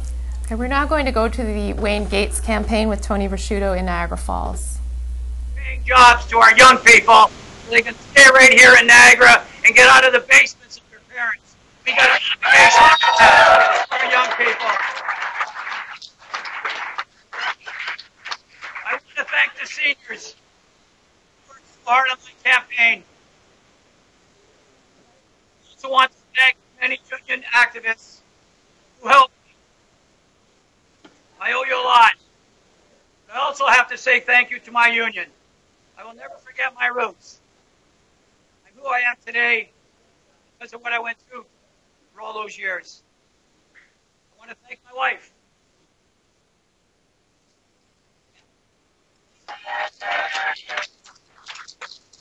I know they want me to do this quick, but I'm going to tell you a story. For the first time since March break, I spent the entire day with my wife, going from Crystal Beach to Ridgeway to Stevens Hill. We went everywhere today. It was a real joy.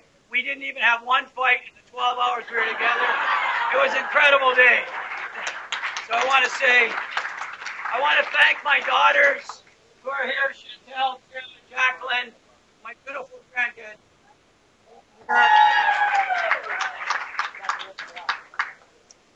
And my extended family, who's always stood behind me all these years. I also want to thank the candidates. Strong democracy means strong competition, and we had that. A healthy competition.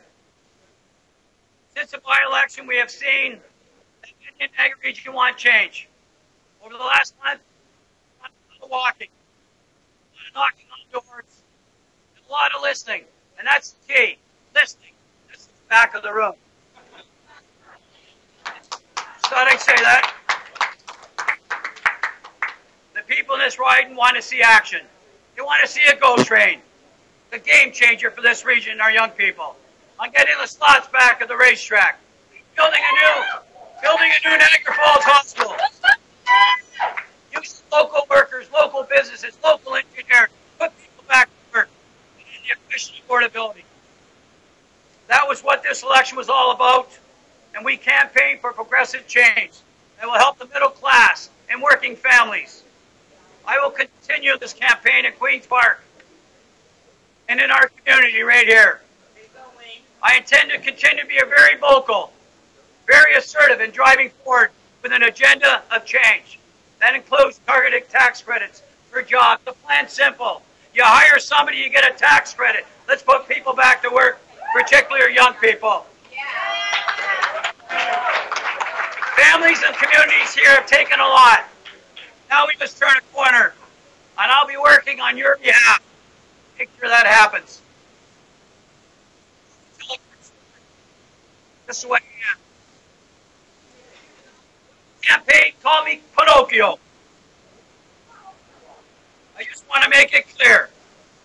The only thing that me and Pinocchio have in common is we're both short.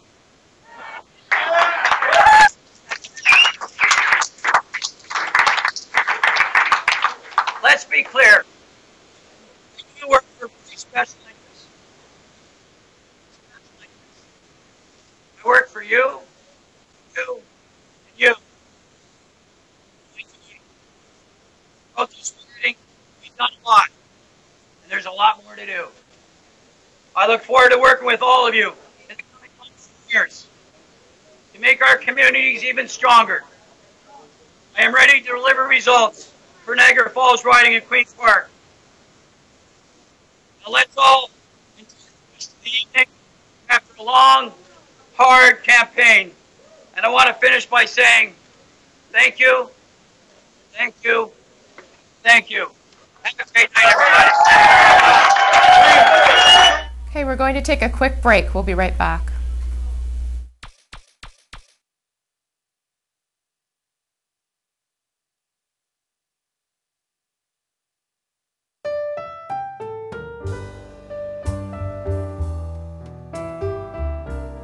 Take a leisurely drive down to Fort Erie along the Niagara River Parkway and experience the Old Bank Bistro, where atmosphere meets value. You can bank on that. Or visit us at oldbankbistro.com and enjoy.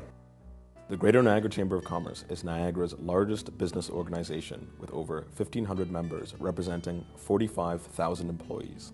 With a dedicated advocacy team, the Chamber works hard to keep the cost of doing business in Niagara competitive and help businesses grow. Gain access to benefits like low rates for members and their employees from Virgin Insurance and gas savings with Gales Gas, as well as the Chamber Group Insurance Program. Stay connected with us. Hi, I'm Rob Welch of Lancaster, Brooks & Welch. Thanks for watching Niagara Votes. We're Niagara's full-service law firm. We've been invested in the community for over 130 years. With integrity and commitment, you can rely on our expertise and a current perspective on legal matters that affect Niagara. Serving the Niagara Peninsula since 1987, Electronic Depot is your exclusive retailer for all of your audio-video needs. Featuring premium and exclusive brands often sought, Electronic Depot is a brick-and-mortar store offering the surroundings to demonstrate and evaluate the product you desire. We also offer service and installation of all products we sell. Visit us on Facebook or online at theelectronicdepot.ca. Welcome back. We're going to go now to Grimsby to hear from Tim Hudak with Ray Spiteri standing by.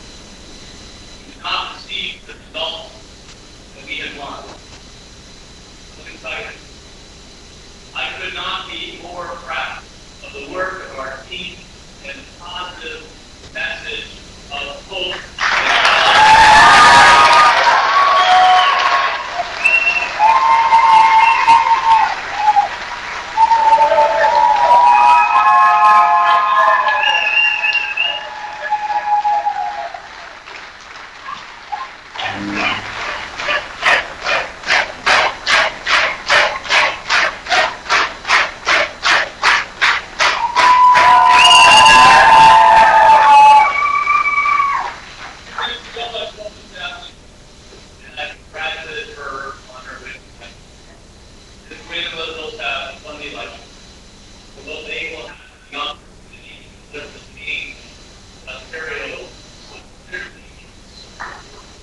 Dallas Bowl is a major production. If you have this run a strong and respectful campaign with real focus on government accountability. Nobody should mistake this result as an endorsement of the status quo.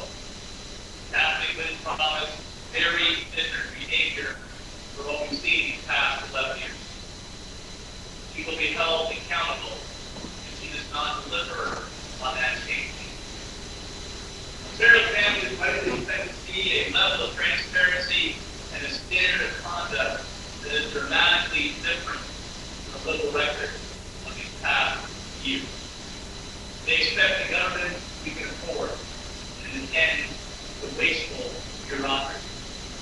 And most of all, they expect a government that is going to focus on creating jobs of all levels.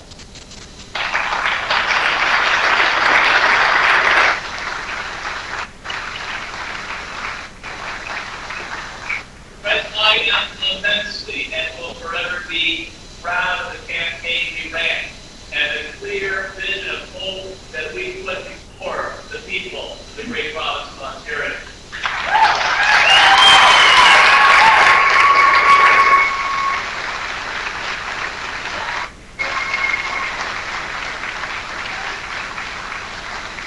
Our PCC and every party has the responsibility to work constructively with legislators on behalf of the people that we all represent.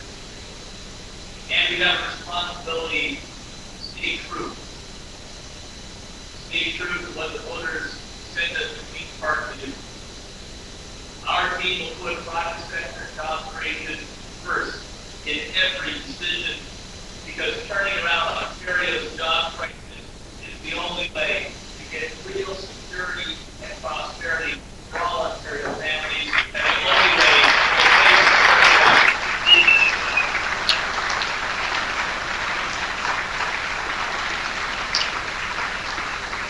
we will work towards the government that lives within its means, because there is no compassion in borrowing from our children to fund uncontrolled spending today.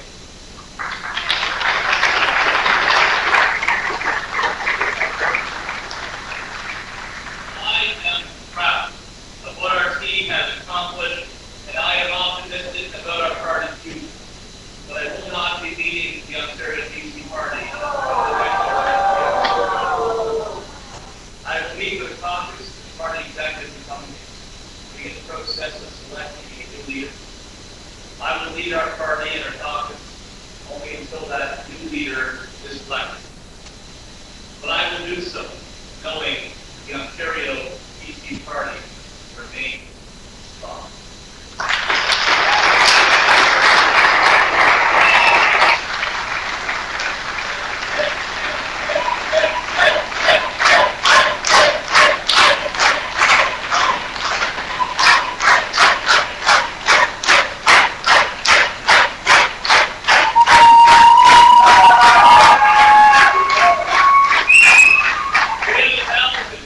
Dedicated, committed caucus.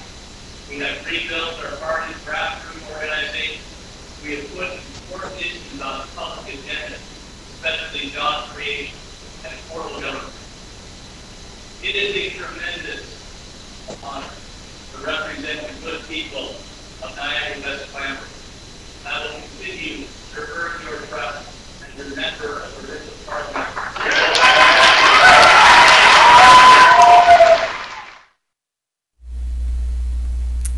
Okay, so we just heard PC leader Tim Hudak saying he's going to step down. I guess that was predictable for tonight if he was going to lose. Yeah, I think Tim didn't have much other choice given the result that came out tonight. I mean, on one hand, I almost feel for the guy. He ran a pretty negative campaign in 2011, and he got ripped apart for it. And he ran a much more positive and issues-based campaign this time around, and he got decimated at the polls.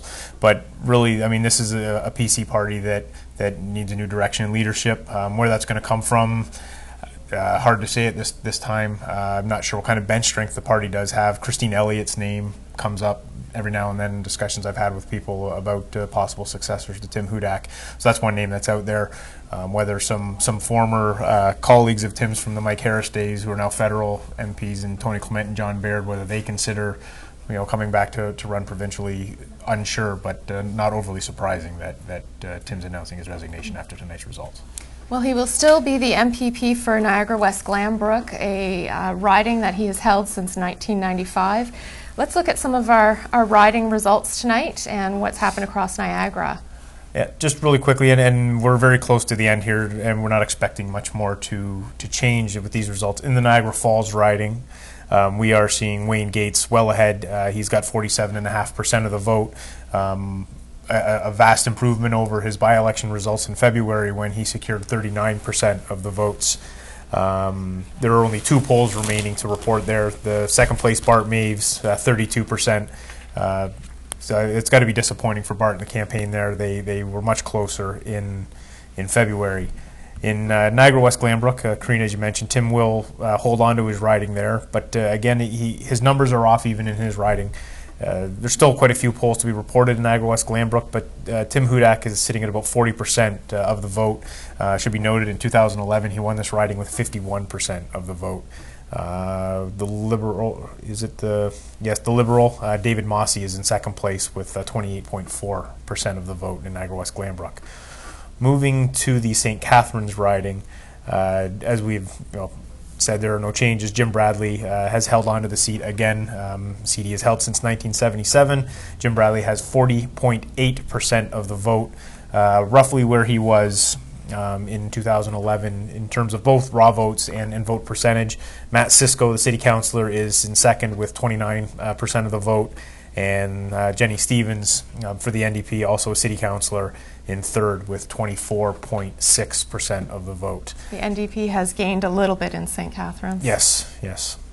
And in Welland, again, no surprise, Cindy Forster holding that riding. She has secured 47% of the vote there.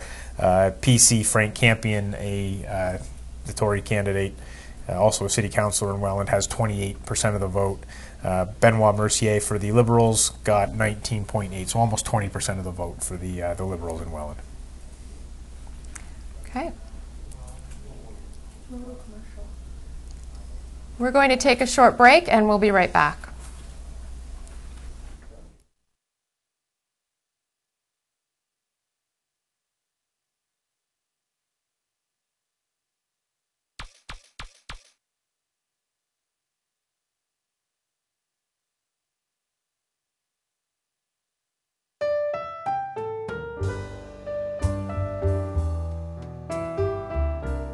Take a leisurely drive down to Fort Erie along the Niagara River Parkway and experience the Old Bank Bistro, where atmosphere meets value.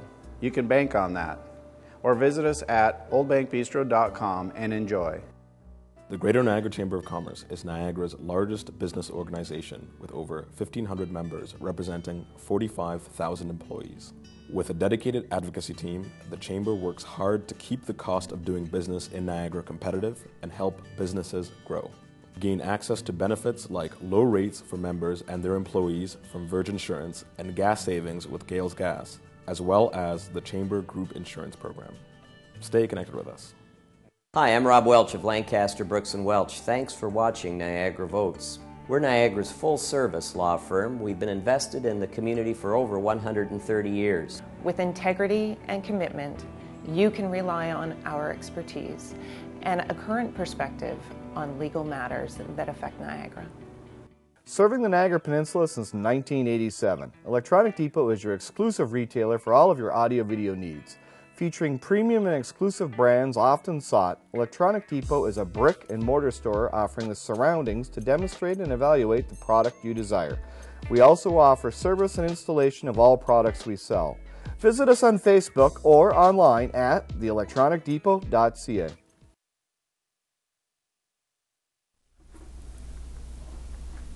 Well, we'd like to thank all of our guests here in the studio and on tape, all of the viewers who watched and sent us comments and questions. We'd also like to thank our sponsors, the Old Bank Bistro and Bar in Fort Erie, the Greater Niagara Chamber of Commerce, Lancaster, Brooks and Welch in St. Catharines and Welland, the Electronic Depot in Niagara Falls, and Doc McGilligan's Restaurant and Irish Pub in Niagara Falls. Remember, there will be at least one more election in 2014. That's the municipal election on October 27th, and we'll be back to bring you that one live. Keep watching and reading the Niagara Falls Review, the St. Catharines Standard, and the Welland Tribune for all of your news and information. For Cal and I, good night.